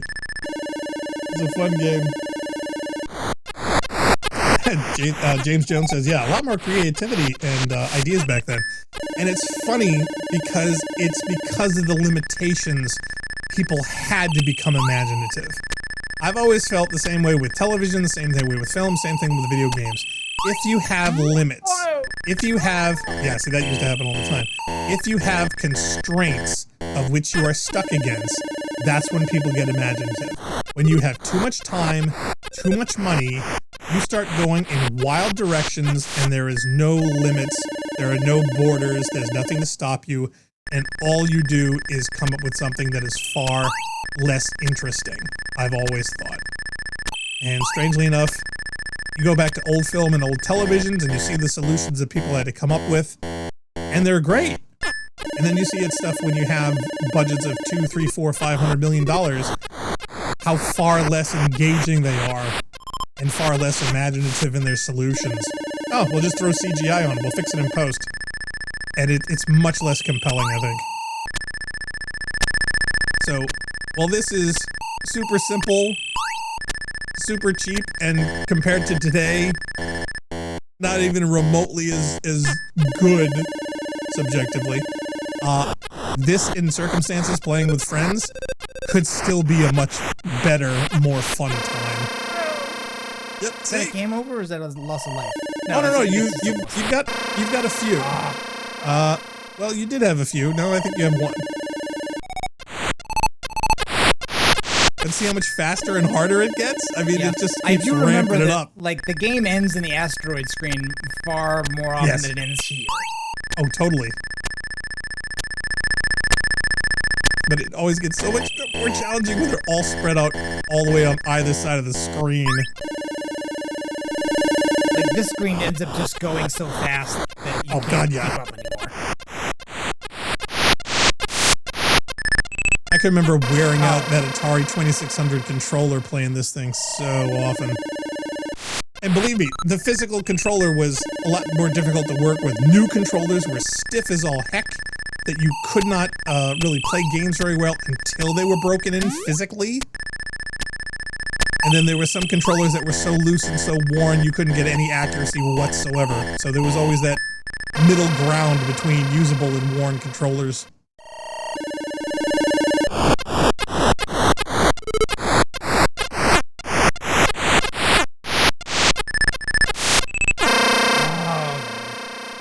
I also love the fact that now, due to modern technology, all the ultra super gamers from back in the day, a lot of them are shown to be cheaters who were using MAME and video editing to make it look like they were actually terribly successful in super skilled gamers with classic stuff like this. Oh. So, I cheaters guess are that universal. shot me? Yeah. I think that's it. Well, And we cracked there he 10,000 escapes. anyway. Hey. I always liked that game. I thought that was game really good. Really good. I always thought that was good too. Hey, you did way better than I would have, let me tell you. At least you broke 10K. Mm-hmm. Cosmic Arc. Now, Dragonfire, I remember having. I don't remember playing very much. Do you remember Dragonfire very much? I think I played so much of this, I burned this castle image into a TV. Oh, that's right. You did. I do remember that. You actually did. Now, which TV was that? Was that the RCA the little black one? and white Hitachi, I think. Oh, wow. Yeah, because you had a black and white one. Mine was color. Yeah, and this is another game that only has two screens. Basically, there's this screen where you run right to left, and there's two levels of fireballs, and you have to duck or jump to get into the next room. And the next room is quite obviously inspired by the scene in The Hobbit, right? When Bilbo comes down the secret tunnel and gets into the treasure lair and talks with Smaug. Except in this case, basically, it's just a quick thing where, like, there's a room that's full of a random distribution of treasure items, and the dragon is shooting fireballs at you, and you have to grab the treasure and run out through a door. And then you just back at this screen, and everything continues getting, faster and faster as we go. Okay, because see, I remember you. Oh, wait a minute. No, oh, yes, I do remember this one. Okay. I remember this screen more than the other. You can go back into the little door and hide, and then come out. Oh, yeah. And then go through the exit, and now we're just at another castle. On another one. Okay. I do remember this one then. And Aladdin's lamp is here for some reason. Yep.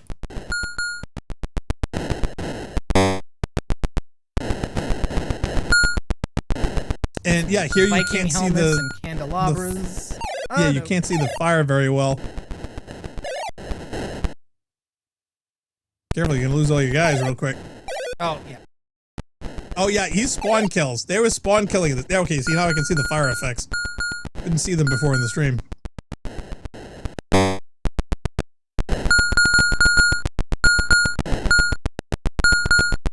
And the sad part is here you have to be a completionist. You can't just say, okay, that's enough treasure for this level. I want to go to the next one. No, you need all of it before the door even opens. Oh man, he just sniped you. Oh yeah, if you're still holding the input after you died, then you'll just run out and die, immediately in the next second. Which, believe me, happened often. I can remember several screaming sessions.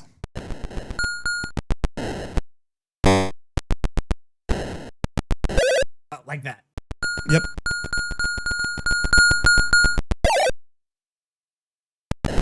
Ah.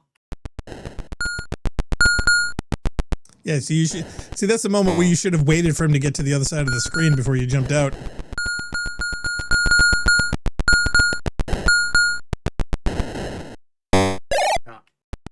Do you remember what your high score was from your burn-in session?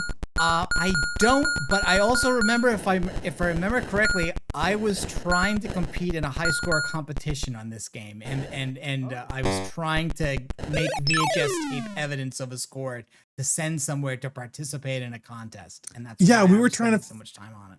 It was one of the only games I ever bothered to try to do anything like that with. Yeah, well, see, the hard part was, and we did not get a VCR until we got the Panasonic, I think, because the only other one that we had was the top-loading RCA one that I think we got from Meme and Pepe. Yep.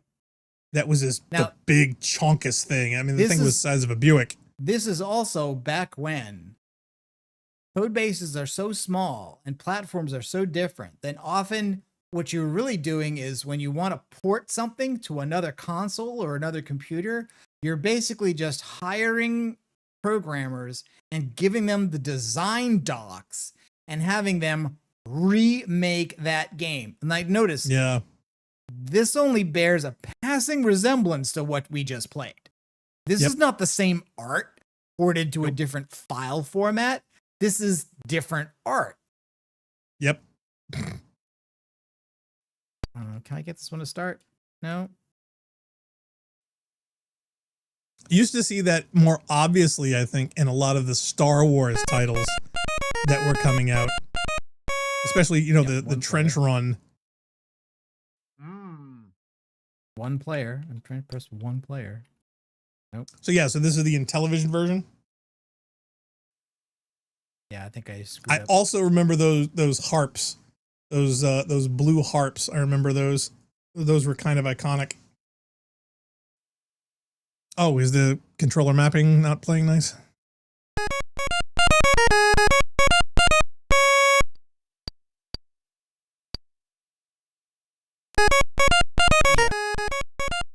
Yeah, this okay. Oh God. Now this doesn't look anything like that. And there's arrows. We have an archer who's shooting at us too. Controls work. Oh, try the keyboard. Yeah, but you get the Boy, idea. they just spawn killing you.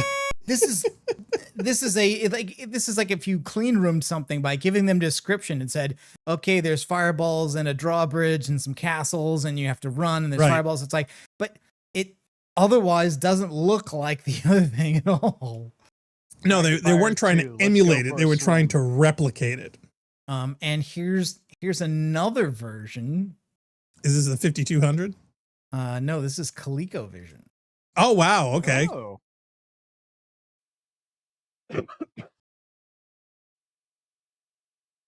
don't know if Dragonfire was in the collection of games that my friend had when he lent me the console, so I'm curious what it looks like. I may not be able to get it to run. Oh, is it not playing nice?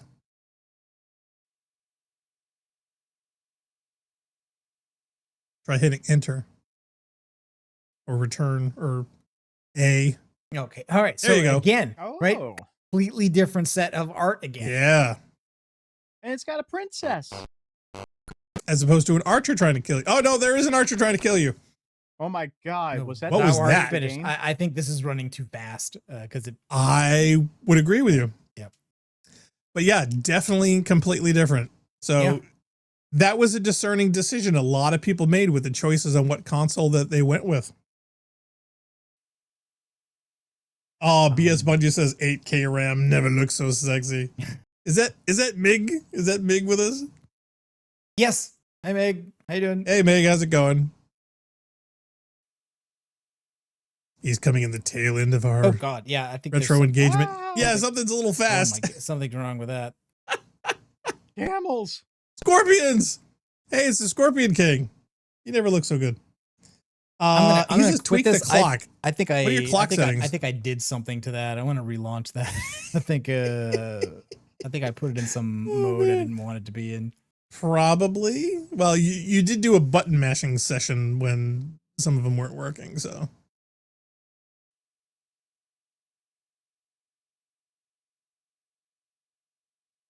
Yeah, I mean, you'll have to go back and watch the beginning of this. We covered a lot of the Atari 2600 and Intellivision era.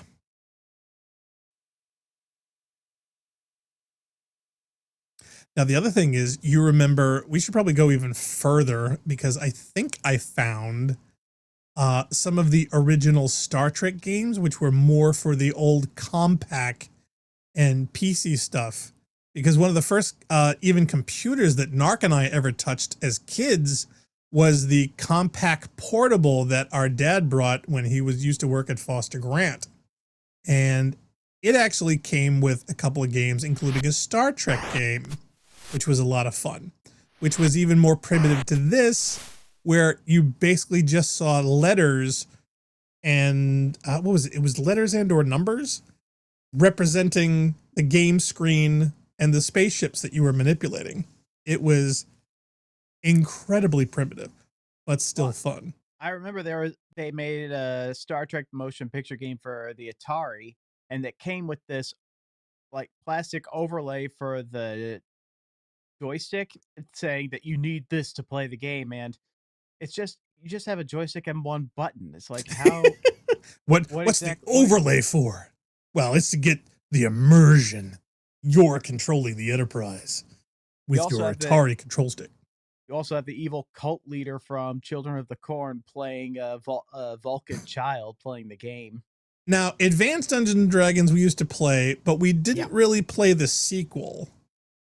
Which is an entirely different game, really. It is. Like this one, Treasure of Tarman, is more kind of like some of the early Ultima games. Like it's got a pseudo 3D first person perspective dungeon crawl thing in it, where this one is a top down.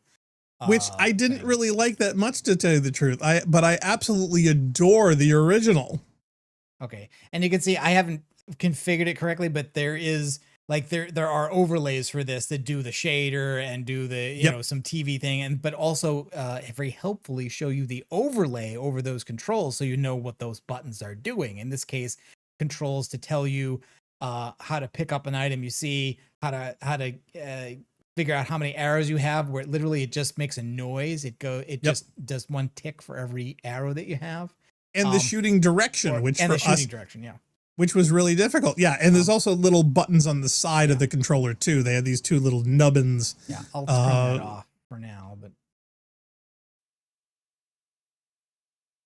oh man, brings me back. And yeah, and the placement for Doom. A lot of these things are pseudo random. Yeah, well, nowadays we'd probably think Doom. I think this is definitely inspired by Tolkien writing back in the day. It was very, very popular with the Hildebrandt brothers art and the animated versions that came out in '78. I've done something to my control. See, I told you this was going to be the real horror of the show. Controller configuring.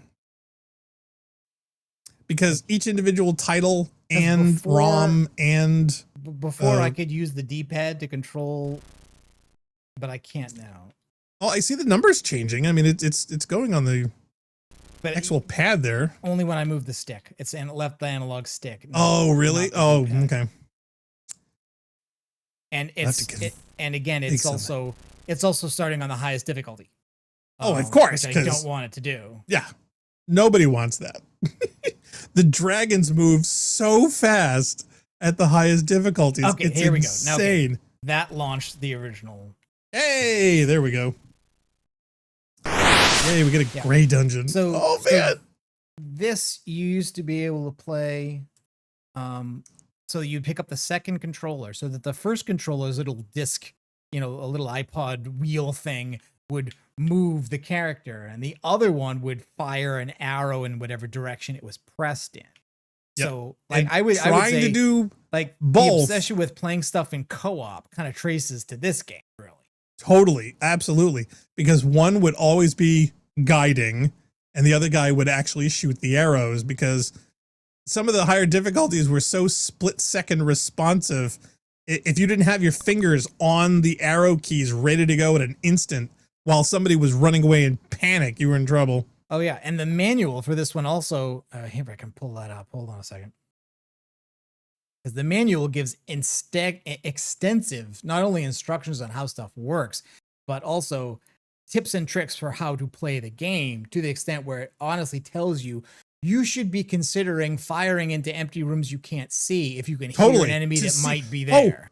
We used to do it to map out the directions and the angles, because the arrow would track down the hall and it would ricochet off of the corners. So you could actually tell where somebody would be or around the corner. But the thing is that arrow management, you could only do that kind of stuff when you had arrows to spare, which is why the spiders were always annoying when you were running away, because they would always steal your arrows. And you had to go through the lower dungeons to collect the quivers to make sure that you were loaded up. And a lot of times we would simply be scrounging around and trying to get as many arrows as possible before we went to the bigger ones, because that way when we tried it, we were all loaded up for bear. We ran into so many problems when we only had 3 or 4 arrows left, trying to run in through some of the difficult ones where they're the demons, the rats, and what was the other one? Oh, the blobs. And you just couldn't strategically move anywhere because either they were blocking your path or you didn't have enough arrows to defeat what you needed to get by. I'm also not sure how this is mapped, but there's also a run key. So basically like this, the disc moves you, it's walk, but there's a key you can hold down to go faster. And I'm not sure I know what it is on the controller. Or if that works at all. I think you had to either press and hold 1 or 2 buttons on the sides. Run was the left. What's that buttons. What's that on any of the modern controller things? I don't know. You'd have to, well, see, that's the thing. You'd have to map it. You'd have to actually tell it. Either the keyboard, you'd have to do the keyboard equivalent, or you'd have to map it out to a controller. Look at all the stuff that it tells you that you need to know, which is that, hey, the color of the mountain in that right-hand side tells you what skill you're starting off. Gray, blue, red, or purple. And each type also had a different item in it. So the blue ones are where you had the boats, so you could cross the rivers. And I believe the red ones, they're the ones that had the hatchets, so you could get through the forest. You can go through the woods. The purple ones has the key, and they all have arrows in it. The gray ones are the easiest ones, and they have arrows only. So basically, like if you've run out of arrows and you need an item, you want to go into an easy dungeon that has easy monsters in it that has nothing but arrows to pick them up. And depending on where you were on the map, sometimes they were available, sometimes they wouldn't. So you had to think about which ones that you hit. Oh, see the arrow, the boat, the hatchet, and then the keys. Oh, the snakes! My God, the snakes were vicious, especially in the higher difficulties. They were so fast. Mig saying, yeah, what's funny seeing this here is it trips a memory in his brain of seeing them first in arcades. Do you ever remember this being in the arcades? Oh, hey, there's some arrows. Okay, so I get that. And now... And pick up. So now I have a lot more arrows. Oh, plenty. I haven't heard anything yet. I haven't even heard a bat, which is weird. Well, it's funny because we were play testing. There were bats so many times in this thing, we could not hear anything coming. Yeah, and the bats don't harm you itself. They literally just make noise that cover the sounds of other monsters, so you might wander into an area with a tougher monster and not know it. Now, the hard part also was ricochets. You could end up killing and hurting or injuring yourself with the arrows if you got the angle wrong, depending on where you were moving. So a lot of times when we were dual playing, we would get so anxious on trying to kill something while we were running away from it that we ended up shooting and killing and injuring ourselves. Gotta love those sound effects. Yeah, so that was a spider. Spiders steal arrows from you if There's they the touched your bats. Bats won't hurt you, but all they do is they completely screw up your audio, so you can't hear anything else coming around corners. Yeah, you still got plenty of arrows. Snake, snake, snake, snake, snake. And see, it's not. I had trouble getting it to. It seems sometimes that when I'm running, it doesn't want to accept the input to fire at the same time. I have to stop. But it hasn't always done that. Yeah, well, see, I don't know if that's a limitation of the emulator of the original Intellivision or the controllers, the way they have them rigged. Because when we were trying to do dual playing with this, controls seemed to be either delayed or we were messing up the functions where it was negating what we were trying to do. Oh man, I love this game. Ah, look out, look out, look out. Okay, we're just looking at an exit now. We got 2 things of arrows. We haven't used up that much, so... Yeah, if you know where the ladder is. Ah, I got 2 arrows. Little jerk. I always thought if you killed the spider, you'd get the arrows that he stole, but what does he do? No. Does he eat them? I don't know. Where would a spider keep its arrows anyway? I don't know.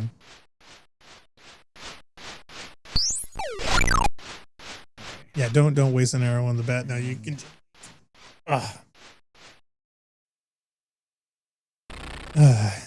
Well, we don't want to get sucked too much into this, do we? We don't want to do a whole thing because eventually we do want to do a whole gameplay. Yeah, we want to do a whole thing on this one. Yeah. I just wanted to showcase it for a second because that's going to be a real fun time. That's one of my all-time faves of the Intellivision. Now, did you have some faves that you want to check out? Berserk was one that I remember Jason playing a lot. Berserk I like. That's another one of those things where it's kind of disappointing compared to... Oh, yeah, totally.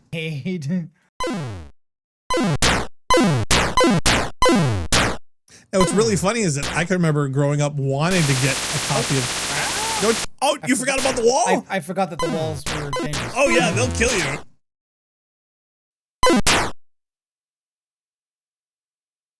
Yeah, you got to be super careful. No, I remember wanting to get a copy of Cloak and Dagger, the actual game. And strangely enough, I actually have somebody's playthrough. I have somebody's video playthrough of it as a file somewhere. I got to show it to you. Wow, that one just didn't want to stop shooting at you even though you were dead. Big's like, intruder alert, intruder alert. Oh, that brings back memories. Go. Or is that 60?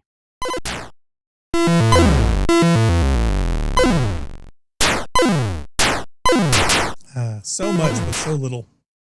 Introducing new, slower bullets. Now, notice actually when the guy was moving, you actually saw a line inside the wall where there was some kind of a graphical error staging his height and where he is and what he's doing, and they just kept it in. I don't think it's an error. It's. I remember reading about why that is, but it's like that other like line is indicator? there because of where it is, where the other character is in memory. So it's just right. You know, it's like you can't not have that. That they also get killed by the electrical walls. Oh yeah, I mean everything in here is lethal, including that.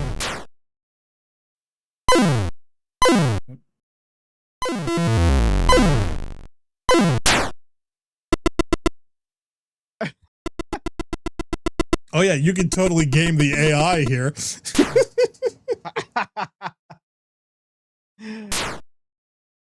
So yeah, so that's Breakout.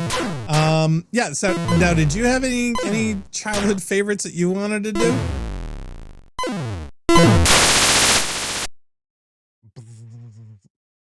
I don't know if you had a precursor list of like things that you were jonesing for.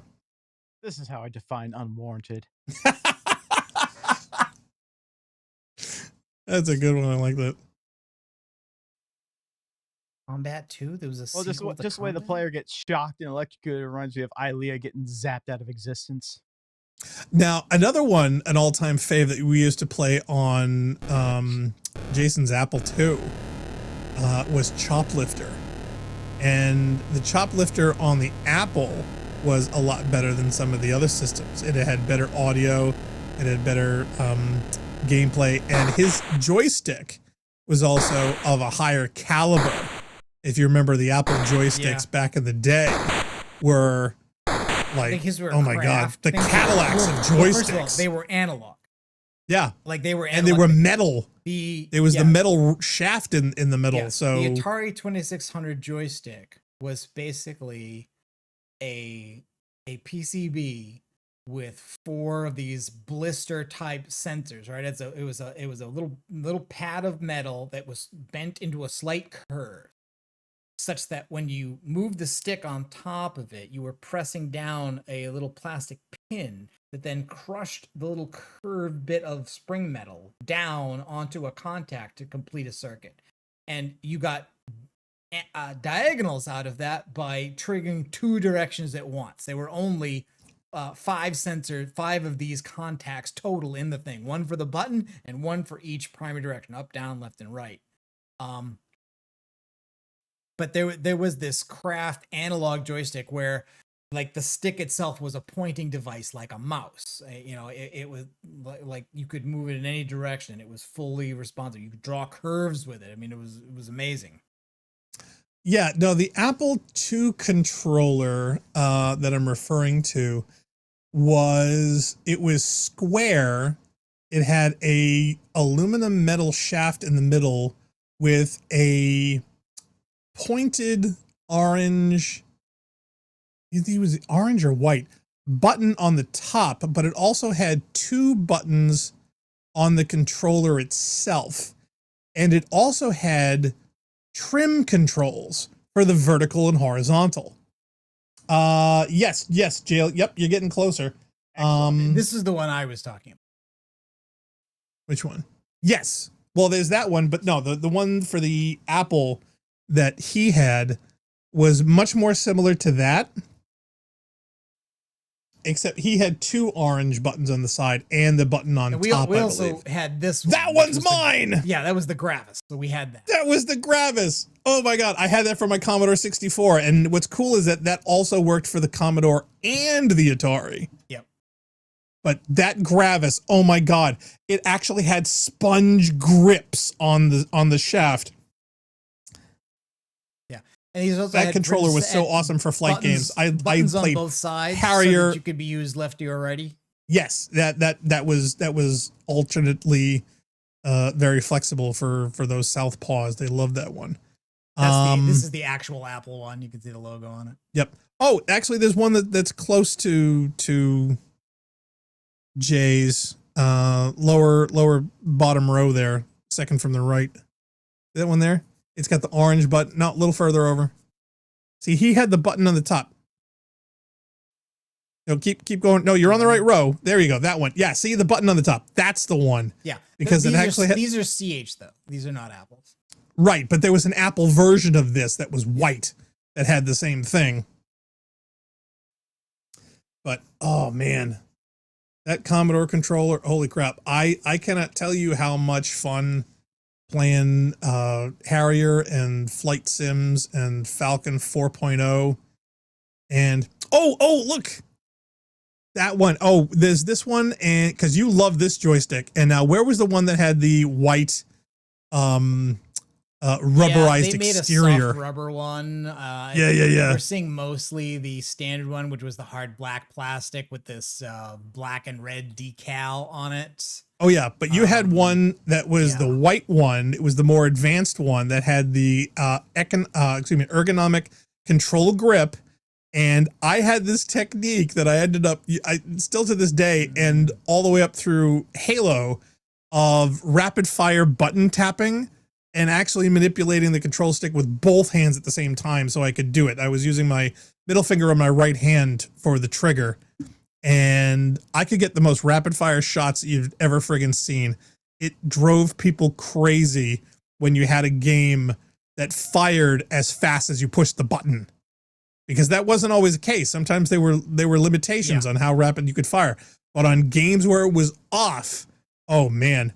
In fact, there's a clip of a plasma pistol shots I was making in one of my Halo videos that people didn't thought was physically possible. And I was using that particular technique I learned on Narc's controller. Yeah, I don't know why only the default one is coming up. I just say I don't know whatever search terms I should add to come up with that. Was it the one. Epics? I thought it was called the Epics. This is an Epics, but I think the other one actually used the same form factor, but it was a different brand. I don't. Was it a Commodore's Direct? No, it wasn't. It was somebody else. Okay. Yeah, I'm not sure. I remember what it is. Yeah, Textilian Overlord says, yeah, the gray one with the ergonomic shape. Yep, that's the one. One last thing. Yeah, I'm gonna have to get something to eat. I'm gonna pass out. Because we played a lot of this. I had a bowl of cereal about 6 hours ago. Oh man, Pitfall. We got to do Pitfall.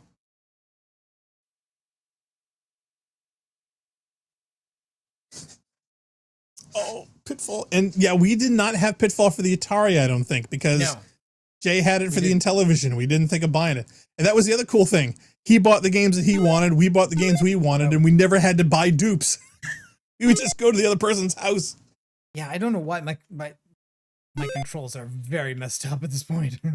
Try the keyboard. I was playing this with a keyboard just fine the other day. Now, do you go left or do you go right? You're supposed to go left. Yeah. Really? I always thought you were supposed to go right. I can't. There's a release button. It's like I know, A or but it's not S or something. Working. Well, you probably haven't mapped it.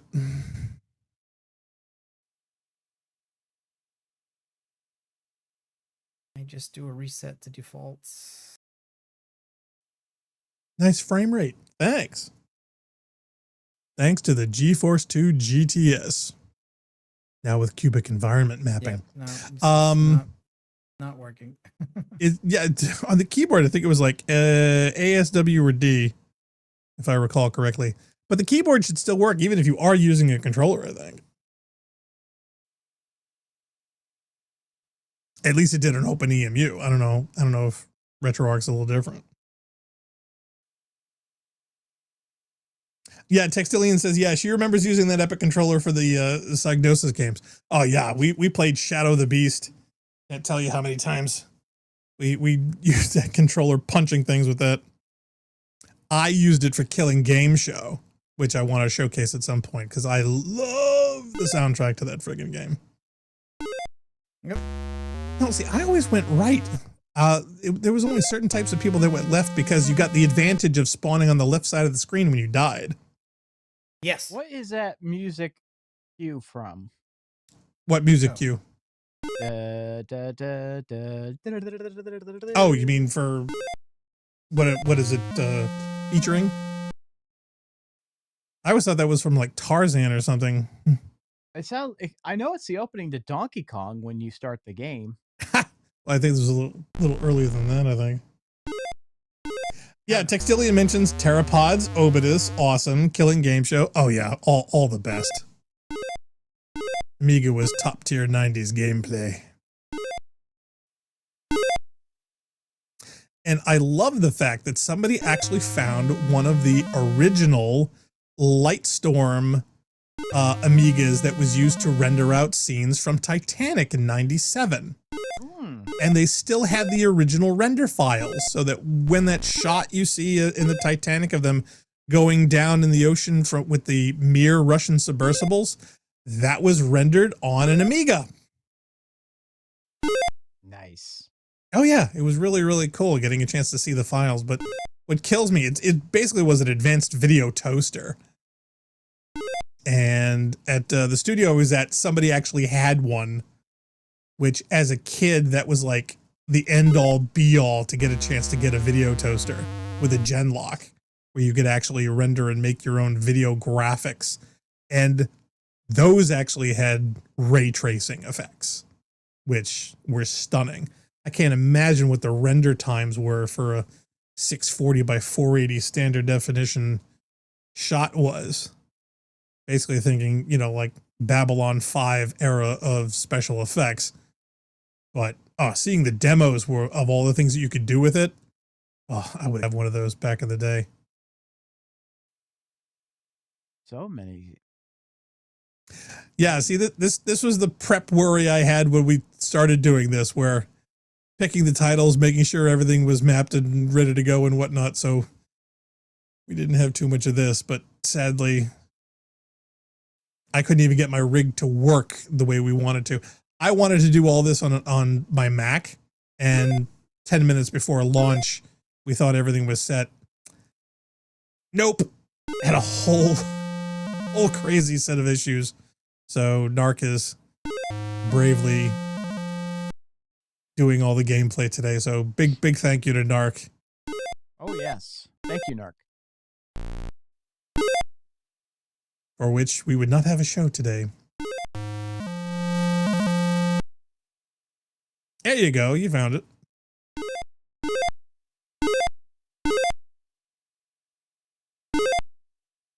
Now, have you ever gotten a perfect score game? No. Oh, darn it. One guy left. Let's see. Mick says, yeah, he had the Amiga 1000, 500, 2000, and finally the 2500. Damn, you go, girl. No, we had the 500 that we expanded with the A590 hard drive attachment, and eventually a laser printer and some other stuff. But and we went from C64 you had the monitor to Amiga 500 straight to a Mac laptop. Yep.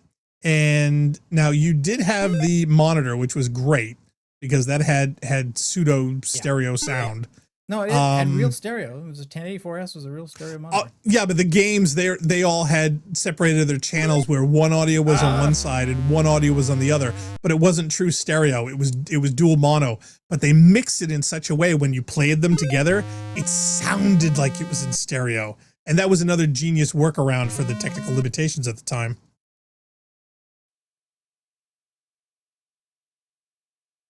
In fact, I remember during showcases where they were actually showing off the video toaster, people said, well, that's just an Amiga 2000. And you're like, no, it's not. And then somebody actually ripped the label off the front of it and saw Amiga 2000 underneath. And he goes, yes, it is. It says it right there on the box. They were so embarrassed. Everybody could see like right through them.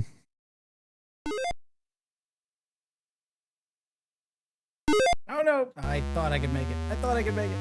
Oh, Mig says he actually met Kiki, the New Tech video toaster lady. Really? Because she was actually, yeah, she was an actual employee. She was in all the demos that they used for the video. In fact, I still have the video files of the original video toaster showing off the green screen effects and the wipes. Okay. I don't know if there was anything else we definitely needed to show. Obviously, we do want to do another show where we actually get multiplayer to work. Yeah, that would be nice. So we could actually try out some of these games. There's a ton we want to do with a tons of systems. And I know that we, in the last couple of chats, they were, we're not going to do the worst game of all time, are we? Oh my God, he's going to do it. He's going to do it. Oh man. Thank you. I want to do adventure. I thought we would do this as like, I don't know, like a hate play or something. I don't know. I remember falling in the holes and finding it so frustrating. Yep. I just gave up. And you get a thing. Yep. And do the levitation thing. But no, getting out of the hole was like so hard where if you were a pixel off, you would just fall right back in again. So you got to hold the button and push up to get out and then. Yeah, I don't know if getting to the sides, and we kept trying to figure out, it's like, well, what are we doing wrong to get out? Yeah.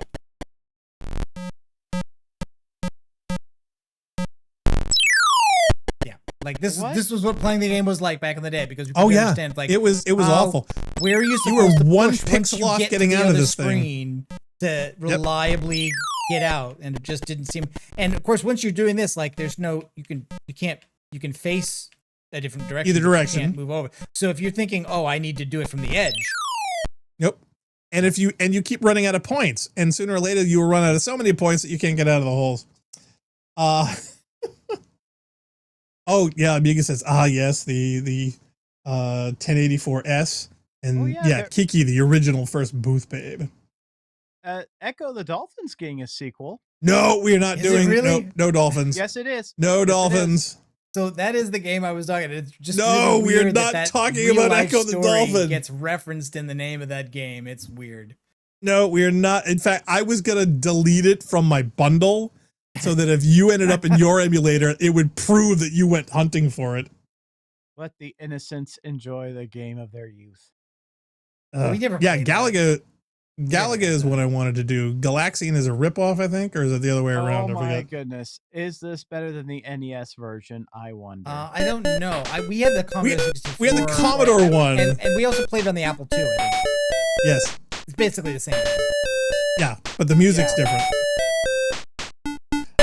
Did we do Dungeon Master or Chaos Strikes Back? Ghost food in a vacuum. Did we do Dungeon Master or Chaos? I don't remember Chaos Strikes Back. Do you, Narc? No. Okay, that one I have to go looking up. Not in here. Oh, Textilian's Frogger. Yeah. Well, we were talking about my dad's first encounter with Frogger, boy. Whew. What an experience. I think Roland had to finally kick us out. He would not let go of that joystick. He was not going to be defeated. Classic tune. And he's like, I clicked it fast enough. Why didn't it move? It's not moving. Oh my god. The fact that they fade out of existence is... Uh-oh. Nope. Oh, deadsies.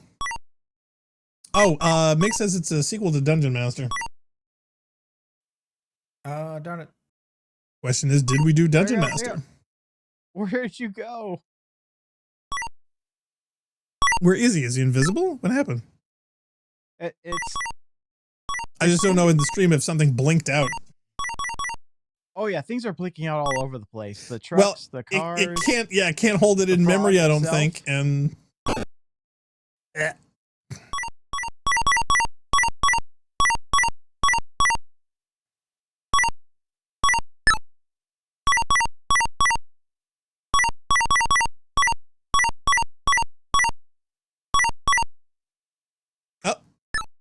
yay! Just made it. For a second there, I thought you were going for the left. No, but I have to start thinking about it now. Oh, where'd you go? No. Yeah, ran out of time.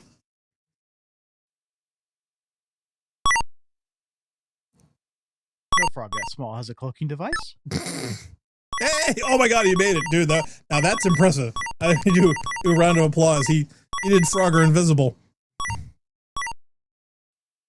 Oh, I think he went early. What? I wasn't sure. I was afraid that log was going to blink out. So you can survive going through the screen if you're on item. And on that note, I retire undefeated from the realm of video progress. Shall we leave it there? Yeah, we can leave it there for now. We're not sure when we're going to come back. It's not going to be this coming Saturday. It's going to be after that. But we'll see if we can do some more of this and try to do some of the multiplayer stuff if we can make that work. That would be fun. So please tune in then. And believe me, if you guys think of anything you want us to try out and play, childhood favorite, something you haven't seen in forever, or something that you never saw before and would love to now, please let us know in the comments or in text below, and we will check those out.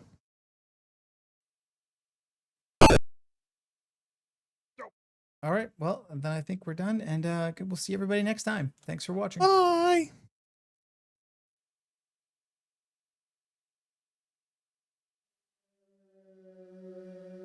Oh, that was